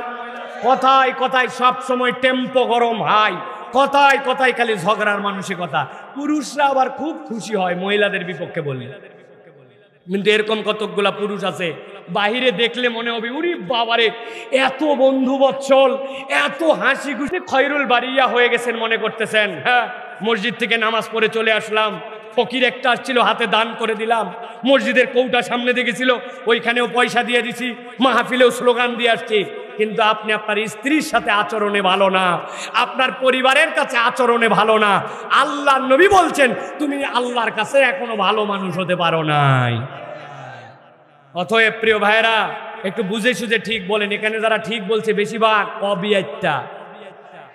বিয়াইত্তা লোকেরা ঠিক বলে নাই, কারণ ওনাদের মধ্যে এটার ঝামেলা আছে, ঠিক কিনা? আল্লাহ আমাদেরকে বোঝার তৌফিক দান করুক। তর্ক যদি পরিহার করি কি লাভ হবে? আল্লাহ নবী সাল্লাল্লাহু আলাইহি সাল্লাম বলছেন, আনা যাঈমুম বিবাইতি ফি রাবাদিল জান্নাহ। দুনিয়ার মানুষ জেনে রাখো, এই যে আল্লাহ জান্নাত সৃষ্টি করবেন, ওই জান্নাতের ভিতরে মানুষকে আল্লাহ ঢুকাবেন। আমি মুহাম্মদ সাল্লাল্লাহু আলাইহি সাল্লাম জামিনদার হলাম। জামিনদার মানে কি? জামিনদার মানে সহজ কথা নয়। একজন বলছে ভাই 1 লাখ টাকা আমাকে হাওলাত দেন একটু। বলছে 1 লাখ টাকা হাওলাত দিতে পারি, একজন জামিনদার নিয়ে আসো। উনি সাথে সাথে উনার এক বন্ধুকে নিয়ে আসে, এই যে আমার বন্ধু, 1 লাখ টাকা আগামী শুক্রবারে তোমাকে ব্যাক করব, যদি না দিতে পারো, যদি না দিতে পারি তাহলে আমি জামিন হলাম, পরে টাকা দেওয়া লাগবে না, আমি টাকাটা তোমারে দিয়ে দিব। ওইটাকে বলে প্রকৃত জাইম, জামিনদার। আল্লাহ নবী বলছেন আনা জাইমুন বিবাইতি ফি রাবাদিল জান্নাহ। আমি মুহাম্মদ মুস্তাফা সাল্লাল্লাহু আলাইহি ওয়াসাল্লাম জামিনদার হলাম তোমার জন্য। আমি নবী জান্নাতে ঢুকবো না যতক্ষণ পর্যন্ত জান্নাতের মধ্য দেশে তোমার জন্য একটা ব্যবস্থা করতে পারবো না। তবে যাত্রার জন্য আমি ব্যবস্থা করব না। নবী বলছেন লিমান তারাকাল মিরা ওয়া ইন মুহিক্কা। ওই ব্যক্তি হক, ওই ব্যক্তির যুক্তি সত্য, ওই ব্যক্তি যদি তর্ক করে জিতে যাবে এইটা জানার পরেও সে তর্ক বাদ দেয়, তর্ক করে না, তর্ক পরিহার করে, ওই মানুষের সাথে ঝগড়াঝাটিতে লিপ্ত হয় না। ওই লোকের যুক্তি সত্য, ওই লোক যদি তর্ক করে ওই বেচারি উত্তর দিয়ে কুলাতে পারবে না, কিন্তু তারপরেও আল্লাহর দিকে তাকায়া আল্লাহর জন্য ওই ব্যক্তি তর্ক যদি পরিহার করে, নবী বললেন আমি জামিনদার হলাম, আমি তোমাকে জান্নাতের মধ্য দেশে একটা ঘর পাওয়ায়া দিব। সুবহানাল্লাহি বিহামদি। নবী বলছেন তোমার যুক্তি ঠিক বেটা, কিচ্ছু জানিস না, আমার কাছে সব প্রমাণ আছে, কিন্তু ঝগড়া যেটা লাগবে, এই ঝগড়ায় কাটাকাটি হবে, গালাগালি হবে, শত্রুতা তৈরি হবে, থাক, আমার নবী বলছেন তো আমি বাদ দিয়ে দিলাম, আমি তর্ক করলাম না। আল্লাহ নবী বলছেন জান্নাতের মাঝ দেশে আমি তোমার জন্য একটা জান্নাতের জামিন হলাম, তোরে জান্নাতে আগে ঢুকাবো, তারপর আমি মুহাম্মদ সাল্লাল্লাহু আলাইহি ওয়াসাল্লাম ঢুকবো। সুবহানাল্লাহ। নবীজি বলছেন আর আমি তোমাদের কাছে আরেকটা জান্নাতের জামিন হতে চাই। ও বিবাইতিন ফি আলাল জান্নাহ লিমান হাসুনা খুলুকু। জান্নাতের যে উচ্চ জায়গা আছে, যার উপরে আর জান্নাতের কোনো মর্যাদার প্লেস নাই, আমি তোমাদের জন্য ওই উচ্চ মর্যাদার প্লেসে হাত ধরে নিয়ে যায় বসায়া, তারপরে আমি আমার জান্নাতের ঘরে যাব। তুমি যদি একটা গুণ অর্জন করতে পারো আমার উম্মত, আল্লাহ নবী বলছেন ওই গুণটা হচ্ছে হাসুনা খুলুকু, তার আচরণটা, তার স্বভাবটা, তার ব্যবহারটা বড় সুন্দর। যার ব্যবহার সুন্দর, আল্লাহ নবী তাকে জান্নাতের উচ্চ দেশে আসন ব্যবস্থা করে দিবেন। সুবহানাল্লাহ। প্রিয় ভাইরা, মুসলমানরা তরবারি ব্যবহার করেছে, প্রয়োজন হলে মুসলমানরা যুদ্ধ করেছে, কিন্তু ইসলাম পুরা পৃথিবীতে তরবারির জোরে প্রতিষ্ঠিত হয় নাই। ইসলাম পুরা পৃথিবীতে আখলাকের জোরে প্রতিষ্ঠিত হয়েছে, আদর্শের জোরে প্রতিষ্ঠিত হয়েছে। আমাদের অবাক লাগে আজকের পৃথিবীতে মুসলমানদেরকে খ্রিস্টানরা অবাক করা প্রশ্ন করে। কি প্রশ্ন করে? আমি আপনাদের কাছে এই গল্পটা বলে জানিয়ে রাখতে চাই। অস্ট্রেলিয়াতে এক লোক তার বর্ণনা দিয়েছেন যে আমি একজন ট্যাক্সি ড্রাইভার ছিলাম, তো আমার একটা অভ্যাস ছিল মুসলমান হিসাবে যাকে তাকে দেখলেই সালাম দিয়ে দেই। তো একদিন এক লোক আমাকে ট্যাক্সি কল করেছে, আমি ট্যাক্সিতে যেই যাত্রী উঠবো ওঠার সময় আসসালামু আলাইকুম বলে ফেলছি। বলে ফেলার পরে বুঝছি এই লোক তো মুসলমান না। ওই লোক গুড মর্নিং বলছে। বলার পরে ওই লোক বলছে যে তুমি আমাকে কি সম্বোধন করলে? বলে sorry sir, this is a grading of Islam. ইসলামের এটা হচ্ছে একটা শুভেচ্ছা বাণী। প্রথম দেখা হলে ইসলাম আমাদেরকে বলে আসসালামু আলাইকুম বলতে। সরি স্যার, আমি বুঝতে পারি নাই, আমি একজন মুসলমান, আপনাকে এটা বলে ফেলছি। বলছে what's the meaning of that আসসালামু আলাইকুম? এটার মানে কি? তো বলছে আসসালামু আলাইকুম মানে হচ্ছে peace be upon to you, তোমার প্রতি শান্তি বর্ষিত হোক। ওই লোক সাথে সাথে বলছে যে তুমি কিভাবে জানো যে আমার বাপ মারা গেছে? ওই লোক বলছে কি সাংঘাতিক কথা স্যার, এইটা আবার কি কাইন্ড অফ আপনার প্রশ্ন? আমি কেমন করে জানবো? How can I know that your father died yesterday night? আমি তো এটা জানি না স্যার। বলছে গিভ ইউর নাম্বার। মুসলমানদের ব্যাপারে আমার সব সময় সন্দেহ হয়। ট্যাক্সিতে নাম্বার থাকে, স্ক্যান করে ওই লোক নিয়ে চলে গেছে। এই লোক যেই লোক সালাম দিছে ও চিন্তা করছে আল্লাহ কেইসা সকালবেলা একটা ফাও বিপদে পড়লাম, না বুঝে একজনের সালাম দিয়া এখন বলে আর বাপ মরছে, আল্লাহ জানে কে না কারে ওর বাপরে মারছে, আমারে কি সন্দেহ হই করলো কিনা? খবর নাই, খবর নাই। ওই লোক বলছেন 3 মাস পরে তার কাছে একটা কল আসছে। ফোন করে একজন বলেছে যে ভাই অমুক দিন তোমার ট্যাক্সিতে উঠেছিলাম, তোমার ওই সালাম এবং সালামের অর্থ ওইটা তুমি আমাকে বলেছিলা। এরপরে মুসলমানদের ব্যাপারে আমার নানান ধরনের ধারণা ছিল, কিন্তু এরপরের থেকে আমার একটা শুধু অনুভব হয়েছে, তুমি বলছো আসসালামু আলাইকুম রহমতুল্লাহ, আপনার প্রতি শান্তি হোক আর আপনার প্রতি আল্লাহর দয়া হোক। বিশ্বাস করো ওই রাত্রে আমার বাপ বাড়িতে মারা গেছিল। আমি আমার বাপ মারা যাওয়ার পরে বড় পেরেশানিতে ছিলাম। আশপাশের মানুষজন যে যার কাজের মধ্যে ব্যস্ত। সকালবেলা যখন আমি ফ্ল্যাট খুলেছি, খোলার পরে আমার ফ্ল্যাটের যে দারোয়ান থাকে ওই দারোয়ান আমাকে বলছে গুড মর্নিং স্যার। আমার মনে হলো ওর গালের মধ্যে ঠাডায় এক থাপ্পড় দেই, ব্যাককল, গত রাত্রে মরছে আমার বাপ আর তুই বলিস আমাকে গুড মর্নিং। আসলে তো ওই দারোয়ান জানে না ওর বাপ মরছে, হেও তো অনেক দিন অনেক লোকের বাপ মরার পরে গুড মর্নিং বলছিল, বলে না? নিচে যখন নামছি, নামার পরে আমার যখন লিফটম্যান নিচের দারোয়ান, ওই নিচের দারোয়ান আমাকে দেখে আবার দাঁড়ায় বলছে গুড মর্নিং স্যার। সাথে সাথে আমার মনের মধ্যে কষ্ট, যে বলে কি আমার বাপ মরছে আর আমারে বলে গুড মর্নিং। আমার তো এই কষ্টে আর দুঃখে বুক ফেটে যায়। কিন্তু তোমার যখন আমি ওই ট্যাক্সিতে উঠেছি সৎকার করার জন্য আমি কোন জায়গায় নিয়ে যাব, কথা বলার জন্য যাব, আর তুমি আমাকে বলছো আসসালামু আলাইকুম, আপনার উপর শান্তি বর্ষিত হোক। আমার যেন মনে হয়েছিল গত রাত্রে সারা রাত আমার অন্তরে কষ্ট ছিল, জ্বালা ছিল। আমি এরপরে তুমি মনে আমাকে সান্ত্বনা দিচ্ছ, আবার বলছো রহমতুল্লাহ আর তোমার প্রতি আল্লাহর দয়াও হোক। মানে আমার তো বাপ চলে গেছে, এটা আমার জন্য বিরাট বড় বিপদ। আল্লাহ যেন আমাকে উত্তম আর একটা দয়া দেয়। আমার কেন যেন মনে হলো জেনে বুঝে বোধহয় তুমি বলছো, আসলে তো তুমি জানো না। এরপরে ইসলামের প্রতি আমার দৃষ্টিভঙ্গ পরিবর্তন হয়েছে। পরিবর্তন হয়ে ইসলাম স্টাডি করতে শুরু করেছি। 1 মাস 2 মাস 3 মাস পরে আমি সব প্রণোদিত হয়ে একজন ইমামের কাছে যে আমি মুসলমান হয়ে কালেমা পড়ে মুসলমান হয়ে গেছি। আপনারা বলছেন সুবহানাল্লাহ, কিন্তু ওই লোক বলছে বিপদের কথা। ওই লোক বলছে ভাই আমি তো ইসলাম গ্রহণ করলাম, মুসলমান হয়ে গেলাম, বড় আনন্দিত হলাম, কিন্তু ঝামেলায় পড়ছি একটু ভাই। ঝামেলায় পড়ে তোমার নাম্বার সেভ রাখছিলাম, এই নাম্বারে ফোন দিছি। ওই লোক বলছে মাশাআল্লাহ, আমার কথায় আমার সালামে আপনি এত বড় দিনে আসলেন, আবার ঝামেলায় কি বললেন? বললো ভাই আমি সারা জীবন মদ খাইছি, আমি সারা জীবন ধোঁকাবাজি করছি, শনিবার দিন আমরা হলেই তো বারে চলে গেছি, আমাদের বিয়ে শাদীর কোনো লামলাক্কা এগুলো কোনো সম্পর্ক ছিল না, ধোঁকাবাজি আমাদের কাছে কোনো প্রবলেম ছিল না।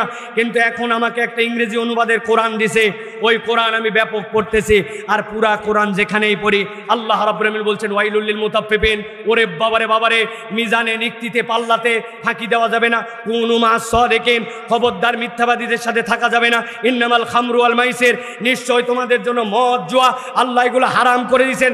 ভাই আমার তো বদ অভ্যাস অনেক দিনের, এখন আমি এই যে মিথ্যা বাদ দাও, এই যে ধোঁকা বাদ দাও, এই যে মদ বাদ দাও, এই যে জুয়া বাদ দাও, আমার কাজই তো এইগুলো ছিল। আমি তো এখন মুসিবতে পড়ছি, সব তো ইসলাম পালন করতে পারছি না, তো কই আমি আপনাকে কিভাবে সহযোগিতা করতে পারি? বলে ভাই ওই জন্যই তোমার কাছে আমি ফোন দিছি, তোমরা তো পুরাতন মুসলমান, আমার বিশ্বাস আমি যত মুসলমানের সাথে মিশি তাদেরকেও তো দেখি আমার সাথে ধোঁকাবাজি করে, আমার সাথে অনেকে মিথ্যা কথা বলে, আমি যেইগুলা বারে যাই অনেক মুসলমান আমার সাথেও বারে যায় মদ খায়। নিশ্চয় আমি নতুন মুসলমান বলে আমার কাছে এমন একটা কোরআন শরীফ দিছো যেই কোরআনটা হচ্ছে নিউ কোরআন, আর তোমরা পুরাতন মুসলমান, তোমাদের কাছে একটা কোরআন আছে যেই কোরআনটা হচ্ছে ওল্ড কোরআন। অতএব মেহেরবানি করে তোমাদের ওই ওল্ড কোরআনের পরিবর্তে আমাকে একটা নিউ কোরআন দাও। খ্রিস্টানদের যেরকম ওল্ড টেস্টামেন্ট আর নিউ টেস্টামেন্ট, ওই লোক মনে করছে একটা ওল্ড কোরআন যেটা ওর হাতে দিছে, আর এখনকার মুসলমানরা যে কাম করে বেড়ায়, তাহলে নিশ্চয় এদের কাছে কোনো একটা নিউ কোরআন আছে। বুঝে থাকলে বলেন, যদি মুখে আপনার উত্তর থাকে আর মাথা দিয়ে আপনি যদি আমার কথা বুঝেন, তাহলে জিজ্ঞাসা করলে আপনাকে আপনি উত্তর দেন। আপনার আমার কাছে কি কোনো নিউ বা ওল্ড কোরআন নামে আলাদা কোরআন আছে? যারা বললেন না বুঝেন নাই, আপনার আমার ওল্ড আর নিউ কোরআন আছে? ভালো করে বোঝেন। আমি আপনার কাছে নবীজির হাদিস থেকে বলেছিলাম, নবী করিম সাল্লাল্লাহু আলাইহি সাল্লাম বলেছেন ওয়া বিবাইতিন ফি আলাল জান্নাহ লিমান হাসুনা খুলুকুহু, যার আচরণ উত্তম ওই ব্যক্তিকে আল্লাহ নবী জান্নাতের উচ্চ দেশে জায়গার ব্যবস্থা করবেন। কিন্তু মুসলমান তার আচরণ, তার আখলাক, তার কথা, তার বিহেভিয়ার, তার ব্যবসা, তার মানুষের সাথে মেলামেশা, তার কথাবার্তা, তার বন্ধুত্ব নির্বাচন, তার চলাফেরা, তার পোশাক, তার চুল কাটা, তার প্যান্ট পরা, তার বিহেভিয়ার, মুরব্বীকে সম্মান করা, মুরব্বীর ছোটদের সাথে আচরণ, এইগুলা দেখলে মনে হয় আমাদেরও বোধহয় ওই খ্রিস্টানদের মতো আলাদা একটা মডিফাই কোরআন আছে। কেননা কোরআন যা বলে মুসলমানদের আখলাক এখন তার উল্টা। অতএব আমাদের আখলাক দেখে মানুষ আর মুসলমান হয় না, উল্টা আমাদের কাছে এখন নিউ কোরআন চায়। অতএব প্রিয় ভাইয়েরা, বান্দা যদি আল্লাহর জান্নাত পেতে চায়, আপনাকে আমাকে নিরেট ওয়াজ শুনলে হবে না, আমল, আখলাক, আচরণ, আমাদের কথাবার্তায় পরিবর্তন আনতে হবে। ঠিক কিনা বাবা? বহু জায়গায় আমি বলি, আপনাদের এখানেও বলতে চাই, আল্লাহর রাস্তায় মুরব্বীরা যেন রাগ করেন না। আমাদের মুরব্বীরা মসজিদে নামাজে গেছে, দুইটা ছোট বাচ্চাও মসজিদে নামাজ পড়তে আসছে। নামাজ পড়তে আসে ছোট মানুষ, একজন আরেকজনের সাথে কথা বলতে বলতে, একজন আরেকজনের সাথে একটু ধাক্কাধাক্কি করতে করতে এক বাচ্চা আরেক বাচ্চা হাসে দিছে। আপনাদের এলাকায় মসজিদে হাসে ভাই? ও পেছনে যারা আছেন হাসে? যেই না হাসছে আর যাবে কোথায়? একজন ভিআইপি মুসল্লি মুরব্বী আছে, এত বড় দাড়ি পাকা, 10-15 বছর হলো নামাজ ধরছে, উনি নামাজের মধ্যেই চিন্তা করছে এটার একটা বিহিত করা দরকার। উনি আত্তাহিয়াতু লিল্লাহি ওয়াস সালাওয়াতু ওয়াত তাইয়্যিবাতু, আর কার বেটা এরকম করলো রে, খালি নামাজ শেষ, আসসালামু আলাইকা আইয়ুহান নবী, আবার হাসছে রে 2 বার। আল্লাহুম্মা সাল্লি আলা মুহাম্মাদ ওয়া আলা মুহাম্মাদিন কামা সাল্লাতা, বেয়াদবে সমাজটা ভরে গেল। এইগুলা মনে মনে ভাবতেছে, আর আল্লাহুম্মা ইন্নী যালামতু নাফসির সময় ভাবতেছে ইমাম সাহেবও পায় না, এত লম্বা করে নাকি, এগুলো কি একটু জোরে পড়তে পারে না নাকি? যাই হোক, কোন রকম শেষ বৈঠক শেষ, আসসালামু আলাইকুম ওয়া রাহমাতুল্লাহ, আসসালামু আলাইকুম ওয়া রাহমাতুল্লাহ, সালাম বামেরটা শেষ, মুরব্বির সাথে সাথে কারে আছে না বা এমন ঝাড়ি দিছে, তোর বাপকে তুই কে ব্যাকল বেদব মসজিদে কি করতে এমন ঝাড়ি মারছে, ওই বেটা আর চিন্তা করছে 1 মাসে মসজিদে যাওয়া যাবে না। আছে কিনা ভাই? এই যে মুরব্বী, আপনি যে গরম মেরে দিলেন, আপনি যে আপনার ছোট্ট, আপনার পরের প্রজন্মকে নামাজি বানালেন না, আপনি মনে করতেছেন আল্লাহর ঘরকে আপনি ঠিকঠাক করার জন্য উত্তম আখলাক দেখাইছেন, আপনি কসু দেখাইছেন, আপনি এখনো ইসলাম বোঝেন নাই। আমি মাঝে মাঝে মজা করে বলি, ওইগুলা মুরব্বীকে আল্লাহ রাব্বুল আলামিন যদি জান্নাতে আমাদের সাথে ঢুকায়, আমরাও মুরব্বীকে আল্লাহকে বলবো, আল্লাহ তুমি তো আমাদেরকে সব দেখাতে পারো। উনার বয়স যখন 5 বছর ছিল, আসরের নামাজের সময় মুরব্বী কি করতেছিল আমি একটু দেখতে চাই। দেখবেন কিছু করতেছিল না, টায়ার নিয়ে আর ওই যে কলমির ডাল দিয়া টায়ার চালায় বেড়াচ্ছে। ভালো করে বোঝেন, কোন মুরব্বীকে আমি ক্রিটিসাইজ করার জন্য বলছি না, মাথার মধ্যে ঢুকানোর জন্য বলছি। আপনার আখলাকটা অন্যরকম হতে পারত। আমি তো বলি, মুরব্বী আপনার পকেট থেকে একটা চকলেট দেন আমাকে। কোনো মুরব্বী দেন, ওই আপনার চকলেট পকেটের। হুজুর চকলেট নিয়ে ঘুরবো কি জন্য? আমার কি ডায়াবেটিস আছে নাকি যে হাইপো হলে আমার চকলেট খাওয়া লাগবে? জি না। মসজিদে ওই বাচ্চাটা চিল্লায় উঠেছে, একটুখানি কথা বলছে, নামাজ শেষ করে শান্ত করে তার কাঁধে হাত দিয়েছেন, দিয়ে বলছেন, দাদু মসজিদে আসছিস, খুব খুশি হয়েছি, কিন্তু নেই চকলেটটা খা। চকলেটটা সিলে মুখে দেওয়ার পরে বলছেন, দাদু রে, মসজিদে আসলে মানুষ হাসে, বল, হাসলে কিন্তু অন্যরা কষ্ট পায়, নামাজ সুন্দর হয় না, তুই কিন্তু আর হাসবি না, আর একবার যদি না হাসিস আগামী ওয়াক্তে 2 চকলেট। ওই বেচারি খুশি হয়ে পরের ওয়াক্তে আসছে, ও দেখবেন হাসতে পারে। আপনি কৌশলে নামাজে একটু পরে দাঁড়াইছেন, দাঁড়াইয়া এক পাশে ওরে নিছেন, আরেক পাশে আলাদা দিছেন, 2 বাচ্চাকে পাশাপাশি দাঁড় হতে দেন নাই। নামাজ শেষ হয়েছে, 2 চকলেট হাতে ধরাই দিয়ে বলছেন, মাশাআল্লাহ আমার দাদু ভাই, তুই তো হাসিস নাই, তুই সুন্দর কথা শুনছিস দাদু ভাই। ও আসছে, চকলেট দিছেন। 7 দিন পরে চিন্তা করছেন, প্রত্যেক ওয়াক্তে চকলেট দিলে তোর মন জমবে না। 5 টাকার একটা কয়েন রেখেছিলেন, পকেট থেকে 5 টাকার একটা কয়েন বের করে হাতে দিয়ে বলছেন, আজকে চকলেট না, যা আইসক্রিম খা, এত সুন্দর তুই নামাজ পড়িস। ওই ছেলেটা মসজিদমুখী হয়েছে, হাসি বাদ দিছে, আপনাকে দেখে তার দিলটা ভরে গেছে। হঠাৎ করে মসজিদ থেকে একদিন ডাক আসছে, অমুক মুরব্বী বিদায় হয়ে গেছে, তার জানাজায় আপনারা সকলে শরীক হন, আপনার জানাজার খবর হয়েছে, সবাই মিলে দাফন করে কবরে নামাইছে। এরপরে সবাই আপনার কথা ভুলে গেছে, সন্তান ভুলে গেছে, এলাকাবাসী ভুলে গেছে, আপনি আর তার আইটেমে নাই। কিন্তু জেনে রাখেন, 20 টাকা 25 টাকা খরচ করে উত্তম ব্যবহার দিয়ে ওই বাচ্চাকে আদর করে কোলের পাশে নিয়ে একটা আইসক্রিম খাওয়ায়, ওই যে তাকে মসজিদমুখী করে সিজদাওয়ালা বানায় দিয়েছিলেন, আপনার জন্য দুনিয়ার কারো দোয়া করা লাগবে না। ওই বাচ্চা বেঁচে থাকতে যতদিন সিজদা দিবে, আপনার আমল নামায় ততদিন সওয়াব পৌঁছাতে থাকবে। এর নাম হচ্ছে উত্তম আখলাক। আমরা হয়ে গেছি তেরা বুড়া, যত বুড়া তত তেরা, যত পাকছে তত জ্বলছে। যারা ঠিক বলতেছে এর মধ্যে আবার অসংখ্য আমাদের বেয়াদব আছে, মুরব্বীদেরকে সম্মান করে না, ঠিক না ভাই? আগে সিগারেট অনেকেই খাইতো, কিন্তু মুরব্বী দেখলে সামলাতো, ভয়ে আতঙ্কে অস্থির হয়ে যেত, একটা পিক ফেলার আগে 3 বার চিন্তা করত। মুরব্বী দেখলে গালসি এরকম করে মুছে, উস্তাদ দেখলে, হুজুর দেখলে পানের চিহ্ন মুছার চেষ্টা করত। আর এখন ধোঁয়া মুখের উপরে মারে, মুরব্বীও ভাল্লুক করে, ঠিক কিনা? অতএব ইসলাম বড়দেরকে সম্মান করতে বলেছে, ছোটদেরকে স্নেহ করতে বলেছে, এর নাম উত্তম আখলাক। আল্লাহ নবী বলছেন, যার আখলাক উত্তম হবে, আমি জান্নাতের উচ্চ দেশে তাকে একটা জায়গা দিয়া তারপরে আমার জান্নাতে যাব। সুবহানাল্লাহ। তাহলে 2টা গুণের কথা বলেছি, একটা তর্ক পরিহার আর একটা বিনা পরিচয়ে মানুষের উপকার। মনে থাকবে তো ইনশাআল্লাহ? আর কয় মিনিট আছে? আর তো সময় নাই বেশি। জি জি, বলতে থাকবো, বলতে থাকবো। আপনি বলতে থাকলেও বলতে থাকবো, না বলতে থাকলেও বলতে থাকবো। চলেন প্রিয় ভাইরা, 3 নম্বরে, এই গুণটা বড় সাংঘাতিক গুণ। জীবনে কোনোদিন, আমার বিশ্বাস, আমার কথা না শুনলে এই গুণের কথা আপনার কেউ বলেই নেই। মানুষের মধ্যে উত্তম একটা গুণ হচ্ছে শোনার মানসিকতা। কি বলেছি? হ্যাঁ, পিছন থেকে বলেন। মুরব্বীরা না, মুরব্বীদেরকে আমি নির্দেশ দিতে পারি না। আমার জেনারেশনে, আমার বয়সের ছেলেরা বলো, 3 নম্বর গুণাগুণ খৈরুল বারিয়ার জন্য শোনার মানসিকতা। বলো, শোনার মানসিকতা। আমরা এখন সক্রিয় শ্রবণ, নিজের সহানুভূতি এবং অপরের প্রতি শ্রদ্ধার বহিঃপ্রকাশ। সক্রিয় শ্রবণ মানে কি? আপনাকে কেউ কোনো একটা কথা বলছে, আপনি ওইটাকে মনোযোগ দিয়ে শোনেন, দিল দিয়ে শোনেন, তার কথাটাকে মূল্যায়ন করেন। এই সক্রিয় শ্রবণ নিজের সহানুভূতি এবং অন্যের প্রতি শ্রদ্ধার বহিঃপ্রকাশ। আমাদের সমাজে আমরা বলতে চাই, শুনতে চাই না। অথচ আল্লাহ রাব্বুল আমিন বলছেন, ওয়া ইযা কুরিয়াল কুরআনু ফাসতামিউ লাহু ওয়া আনসিতু লাআল্লাকুম তুরহামুন। আল্লাহ বলছেন, আমি আমার প্রিয় সৃষ্টি মানুষের জন্য জানালাম। তাদের কাছে যখন কোরআন তেলাওয়াত করা হয়, কোরআনের কথা বলা হয়, কোরআন হাদিসের কথা তাদের সামনে উপস্থাপন করা হয়, আমি রব্বুল আমিন দায়িত্ব দিলাম ফাসতামিউ লাহু, শোনার মতো করে শোনো, ওয়া আনসিতু, আর তোমরা চুপ করে থাকো, কেবল শুনতেছি এরকম নয়, কথাবার্তা বলো না, হই হাঙ্গামা করো না।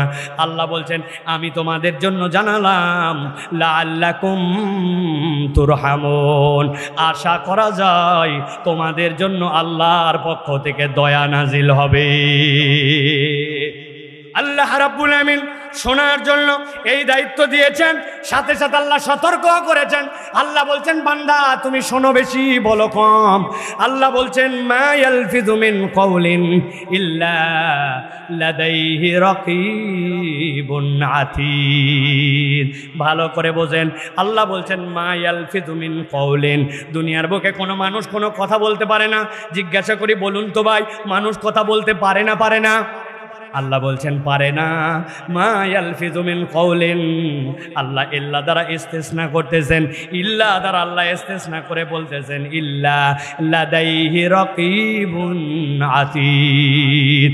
আলেম ওলামার কাছ থেকে শুনে নেবেন, আল্লাহ রাব্বুল আমিন যদি বলতেন লাদাইহি রাকীবুন, এইটুকুই যথেষ্ট হতো, কিন্তু আতীদ আল্লাহ রাব্বুল আমিন ব্যবহার করেছেন।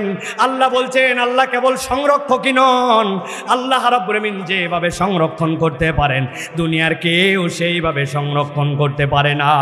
আল্লাহ বলছেন বান্দার ওই কথাই মুখ দিয়ে বের হয় যেই কথাকে হেফাজত করে, যেই কথাকে সংরক্ষণ করে হিসাব নেওয়ার ক্ষমতা আল্লাহ রাব্বুল আলামিন রাখেন। অতএব কথা বলার সময় হিসাব করে কথা বলা লাগবে, ঠিক কি না? আপনারা দেখছেন কিনা, আমি বহু জায়গায় বলেছি, বিগত 17 বছরের যে ঘটনাটা মাত্র কয়েক দিনের মধ্যে ঘটে গেল, ওইটা কেবলমাত্র একটা কথা বলা আর একটা কথা না বলার দ্বারা হয়ে গেছে, ঠিক কি না?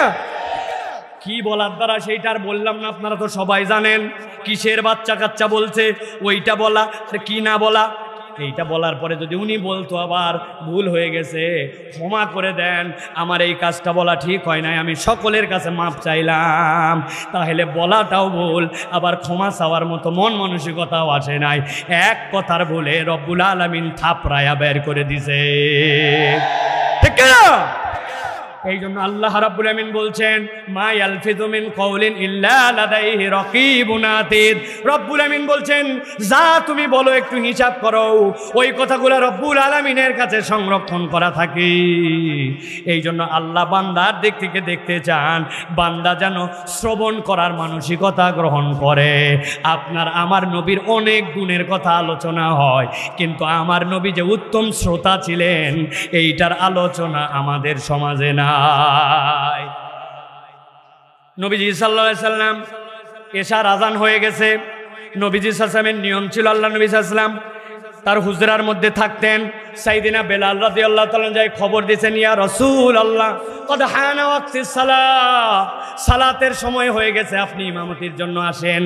আল্লাহ নবী সাল্লাল্লাহু আলাইহি ওয়াসাল্লাম ইমামতির জন্য ঘর থেকে বের হয়ে মেহরাব পর্যন্ত আসবেন। এমন সময় যেই না পিছনের কাতার পার করে সামনের দিকে আসবেন, হঠাৎ করে যা আরাবিয়ন, একজন বেদুইন আসছে। বেদুইন আসার পরে আল্লাহ নবীকে সালাম দেওয়ার পরে হাতটা জড়ায় ধরছে। যারটা ধরার পরে হাতটা আল্লাহ নবী ধরে জিজ্ঞাসা করতেছে, মুহাম্মদ কেমন আছো? পরিবারের অবস্থা কি তোমার? আশপাশের অবস্থা কি তোমার? আর জানো নাকি আমার অবস্থা কিন্তু খুব খারাপ, আমি অনেক দূর থেকে আসছি, একামত কিন্তু শেষ, সাহাবায়ে কেরাম কিন্তু দাঁড়ায় আছেন, আল্লাহ নবীর জন্য নামাজে দাঁড়ায় আছেন, আর এই বেদুইন আসার পরে নবীজির সাথে গল্প লাগাইছে, কেমন আছো, কি অবস্থা? আমার অবস্থা খারাপ। শোনো শোনো, বিগত 7 দিন অর্থনীতির অবস্থা আরও খারাপ। খালি আমার খারাপ নাকি? আমাদের এলাকার অবস্থা শোনো, এলাকার আরেক লোক। যখন এইগুলা গল্প জুড়াইছে, সাহাবায়ে কেরামের ভিতরে ওসখোস, এই বেটা তোর কথা বলার সময় নাই, একামত হয়ে গেছে, কথা তো বলবি, নবী করিম সাল্লাল্লাহু আলাইহি ওয়াসাল্লাম তো আসেনি, কথা বললে এখনই এত কথা বলা লাগবে কেন? সাহাবায়ে কেরামের মধ্যে উসখোস। কিন্তু আল্লামা রাগিব ইসফাহানি আর আখলাকুন নবীর ভিতরে হাদিসটা সংকলন করেছেন। তিনি বলছেন আল্লাহ নবী তার দিকে মুখ ফিরাই এমনভাবে কথা বলতেছেন যেন মনে হচ্ছে তার হাতে অনন্ত সময়, নামাজ আজান এগুলার কোনো খবরই তিনি জানেন না, এমনভাবে কথা বলতেছেন। হাদিসের শেষটা হচ্ছে আল্লামা রাগিব ইসফাহানি বলছেন আল্লাহর নবীর তবিয়ত ছিল জীবনে কোনো ব্যক্তির দিক থেকে আগে তার মুখ ঘুরায় নেন নাই। আল্লাহর নবীর দিক থেকে যখন কেউ মুখ ঘুরাইছে, হাত ছেড়ে দিছে, তারপরে নবীজি তার দিক থেকে মুখ ঘুরাইছেন। অথচ আমরা মানুষের কথা শুনতে চাই না, মানুষের কথা শোনার মতো সময় নাই। একটু উল্টাপাল্টা কথা বললে আমার মেজাজ উল্টাপাল্টা হয়ে যায়। ইমানদারের চরিত্র হচ্ছে সে যদি তার সহনশীলতা আর অপরের শ্রদ্ধা এইটা করে, এইটার প্রমাণ দিতে চায়, মানুষের কথাগুলা ইজ্জতের সাথে শোনা লাগবে, ঠিক কিনা? অতএব মানুষের কথা আপনাকে মূল্য দিয়ে শুনতে হবে। প্রিয় ভাইরা, একটা হাদিস বলবো। আল্লাহ নবী বলছেন একদল লোক জাহান্নামের দিকে 70 বছরের রাস্তা ভুল করে আগায় রাখছে। কি বলছি? একদল লোক জাহান্নামের দিকে 70 বছরের রাস্তা ভুল করে আগায় রাখছে, জানেই না ও জাহান্নামের দিকে 70 বছর রাস্তা আগাইছে। নাউযুবিল্লাহি মিন যালিক। আল্লাহ তুমি তাদের মধ্যে আমাদেরকে অন্তর্ভুক্ত করো না, বলেন আল্লাহুম্মা আমিন। নবীজি বলছেন ইন্নার রাজুলা লা ইয়াতাকাল্লামু বিল কালিমাতি লা ইয়ারা বিহা বাসান লাহুই বিহা 70 খরিকান ফিন্নার। দুনিয়ায় কতগুলা মানুষ আছে যারা কোন কথা বলতেছে, ওই কথা কেন বলতেছে ওইটা হিসাব কিতাব করে বলেই না। যেই লোক হিসাব কিতাব করে, কোনো হিসাব করে না, রে বল তো বল, আগে আগে বলে নেই, পরে দেখা যাবে, আছে না ভাই? আল্লাহ নবী বলছেন ইন্নার রাজুলা লা ইয়াতাকাল্লামু বিল কালিমাতি লা ইয়ারা বিহা বাসান, গুনেই না, হিসাবই করে না, ভুল করে, কিন্তু তার এইটা তাকে 70 বছরের জাহান্নামের রাস্তা আগায় দিছে। নাউযুবিল্লাহ বলেন। এই জন্য প্রিয় ভাইরা, শুনবো বেশি, বলবো যেটা বলা লাগবে সেইটা, আন্দাগন্দা কথা বলা, মিছা মিছা চিন্তা করে কথা বলা, অযথা অযথা ধারণার বশবর্তী হয়ে কথা বলা, এইগুলার দ্বারা আমাদের মধ্যে দূরত্ব আরো বেশি বাড়ে। মনে হয় ওই দলের লোকেরা আমার দলকে পছন্দ করে না, তুই জানলি কেমনে? মনে হয় আবার কি জিনিস? মনে হয় কোনো কিতাবের নাম না। ইন্না বা'দা যান্নি ইসম। আল্লাহ বলছেন কত ধারণাই তো গুনাহ, তুই ধারণাটা করলি কেন? তুই না ভালো ধারণা করবি, ঠিক কি না? ধারণা করলে হুসনে জন করব, কিন্তু উনি খালি বদজন করে। মনে হয় ওই লোক আমার পছন্দ করে না, মনে হয় ওই লোক আমার ক্ষতি করতে পারে। এটা শয়তানের খাস সেলাদের আপনার আমার বিপক্ষে ষড়যন্ত্রের অংশ। মনে রাখবেন, অনেক হুজুর মানুষ নেককারদেরকে শয়তান ধোঁকা দিতে পারে না। হুজুর আর নেককারদেরকে দুই দিক দিয়ে ধোঁকা দেয়। একটা ধোঁকা দেয়, দেশে সব খারাপ মানুষে ভরে গেছে, চেষ্টা করতেছি ভাই, মানে মনে মনে একটু ভাব আছে আমি একটু ভালো আর বাকি সব খারাপ, আছে না ভাই? শয়তান এটা ইঞ্জেকশন দিয়েছে, দিয়া কাম সেরে ফেলাই সব। ওর অন্তরের মধ্যে কিবরিয়া রিয়া ঢুকায় দিছে, দেশ আর ভালো মানুষ নাই। আহা হা হা রে, কত বললাম লোকজন নামাজ পড়ে না, আল্লাহর দয়ায় আমি একটু চেষ্টা করতেছি। মানে উনি যে নামাজ পড়ে প্রকারান্তর এটা জানান দিচ্ছে, নামাজ তো পড়বেনি, কিন্তু আপনি অপরের তুলনায় নিজেকে ভালো মনে করতেছেন। এটা নেক্সট সুরতের শয়তানের ধোঁকা। এইভাবে ধার্মিক মুসলমানের আমল শেষ করে। আর 2 নম্বর, অন্তরের মধ্যে বিদ্বেষ ঢুকায় দেয়, হিংসা ঢুকায় দেয়। হিংসা ঢুকায়া ধার্মিক মুসলমানের সব শেষ। আপনাদের অনেক মুরব্বী আছে, বিকালবেলা চায়ের দোকানে যায় বসে, চায়ের দোকানে বসার পরে ডান পাশে বসছে গীবত কমিটির সভাপতি, বামে সেক্রেটারি, মধ্যে ক্যাশিয়ার। ডানের জন বলছে হুজুরের যা সমস্যা, হ্যাঁ 3টা জিনিস আমি জানছি হুজুরের। বামেরটা বলতেছে তুই কচু জানছিস, ওগুলা পুরাতন, আমি আরো নতুন আরেকটা দোষ জানি। বামেরটা বলাতে অবাক, মধ্যের যেই লোক অনেকক্ষণ কথা বলে নাই, কিন্তু শেষে চিন্তা করছে এরা খালে বলেই যাচ্ছে, আমি কি কিছু না বলে পারি? শেষে বলতেছে ভাই এইগুলা কথা বলা উচিত না, আল্লাহ মাফ করুক, তবে না বলেও পারি না। কথা ঠিক, বোঝেন নাই মনে হয় না? এইগুলা কথা বলা ঠিক না, আল্লাহ মাফ করুক, না বলেও পারি না, কথা ঠিক। তাহলে উনি কি বাদ গেছে ভাই? উনি কি বাদ গেছে? এই লোক হচ্ছে বোকার, স্বর্গে বসবাস করতেছে, ও গীবত কাকে বলে এটা বুঝেই নাই। অনেক বেকুব অনেক জায়গায় আছে। ওই যে একটা গল্প আপনারা শুনছেন না, এক লোক ছাদের উপরে ঘর করছে, করার পরে এখন ছাদ ঢালাই দেওয়া শেষ। ছাদ ঢালাই দেওয়ার পরে এখন উপরে কিছু আদলা ইট, ছোট ইট এইগুলো আছে, নিচে আছে শ্রমিক। এখন বাপ বলতেছে আজকে শ্রমিকরা সব গুছাই টুছাই চলে যাবে, বেটারে বলছে বাপ রে কিছুই তো করিস না, খালি ফাঁকি মারিস, ছাদের মধ্যে যে আদলা ইট ঢেলা ইট ওইগুলো একটু নিচে ফালাই দে, ওইগুলো শ্রমিকরা তাহলে গুছায় গাছায় রেখে যাবে। তবে শোন, তোর তো আবার মাথা টাথা ঠিক নাই, উপর থেকে যখন ফালাবি মানুষ দেখে কিন্তু ফেলিস। ওই ছেলে উপরে উঠে গেছে, উঠে যায় অনেকক্ষণ ঢেল নিয়ে আসে, কিরে ফেল, ফেলে না, অনেকক্ষণ পরে একটা মানুষ দেখে 5টা ফেলাইছে 3টা খাম, সাথে সাথে তো লোকজন জড়া হয়ে টাইনে বাইন্দে নিচে নামাই যায়, বদমাইশ উপর থেকে ঢেল ফেলায় মানুষের মাথা পাঠাচ্ছিস, এত দুষ্ট কেন? বলছে আমার কোনো দোষ নাই। আব্বাক বলেন, আব্বাক বলছে কিরে আমার কি দোষ? বলছে আপনি তো বলছেন উপর থেকে ঢেল ফেলাবি, তবে লোক দেখে ফেলাছে, আমি যতক্ষণ লোক যায়নি একটাও ফেলাইনি, দেখে দেখে লোক ফেলাইছে। বলেন তো ভাই ওই লোক কি বলছে যে লোক দেখে ফেলাতে মানে এই মানে কি লোক দেখে ফেলানো? তো আপনি গীবত করেন, আপনি বলতেছেন কথা বলা ঠিক না, না বলেও পারি না, আল্লাহ মাফ করুক, দুর্দান্ত ভাবে আপনিও গীবত করলেন, সারা দিনে যা কামাই রুজি করতেন সবগুলা আপনার আমলনামা থেকে বরবাদ করে দিয়েছেন, অথচ আপনি বুঝেনি নাই, ঠিক কিনা? অতএব প্রিয় ভাইয়েরা কথা শুনবো মনোযোগে, রাজি আছে তো ইনশাআল্লাহ? তাহলে এটা গেল 3 নম্বর। আমার হাতে সময় আর 5 মিনিট, আর 2টা আপনাদের কাছে সংক্ষিপ্ত একটু বলে দেই প্রিয় ভাইরা। 4 নম্বর কৃতজ্ঞতা প্রকাশ করা। কি বলেছি? খৈরুল বারিয়া, আল্লাহর কাছে পুরস্কারপ্রাপ্ত দলের অন্তর্ভুক্ত হতে হলে মানুষকে কৃতজ্ঞ হতে হবে। কি হতে হবে? কৃতজ্ঞ হতে হবে। প্রিয় ভাইরা আপনাকে আমি একটা বার্তা দিয়ে যেতে চাই, হে তরুণ, হে যুবক, আপনি যদি আপনার ভিতরে পজিটিভ কিছু টান আনতে চান, পজিটিভ কোনো আকর্ষণ অনুভব করতে চান, কৃতজ্ঞ হতে হবে। পজিটিভ টান মানে কি? ইবাদত করতে কেন জানি আগ্রহ হয় না, নামাজ পড়তে কেন জানি মন টানে না, কোরআনটা পড়তে বলে কিন্তু তারপরেও কেন জানি কোরআন পড়তে মন চায় না, ভালো কাজ করতে কেন জানি টানে না। কি রে, আমার তো আমি এত ওয়াজ শুনলাম, এত মোটিভেটেড করার চেষ্টা করলাম, কিন্তু আমার ভালো কাজ টানে না কেন?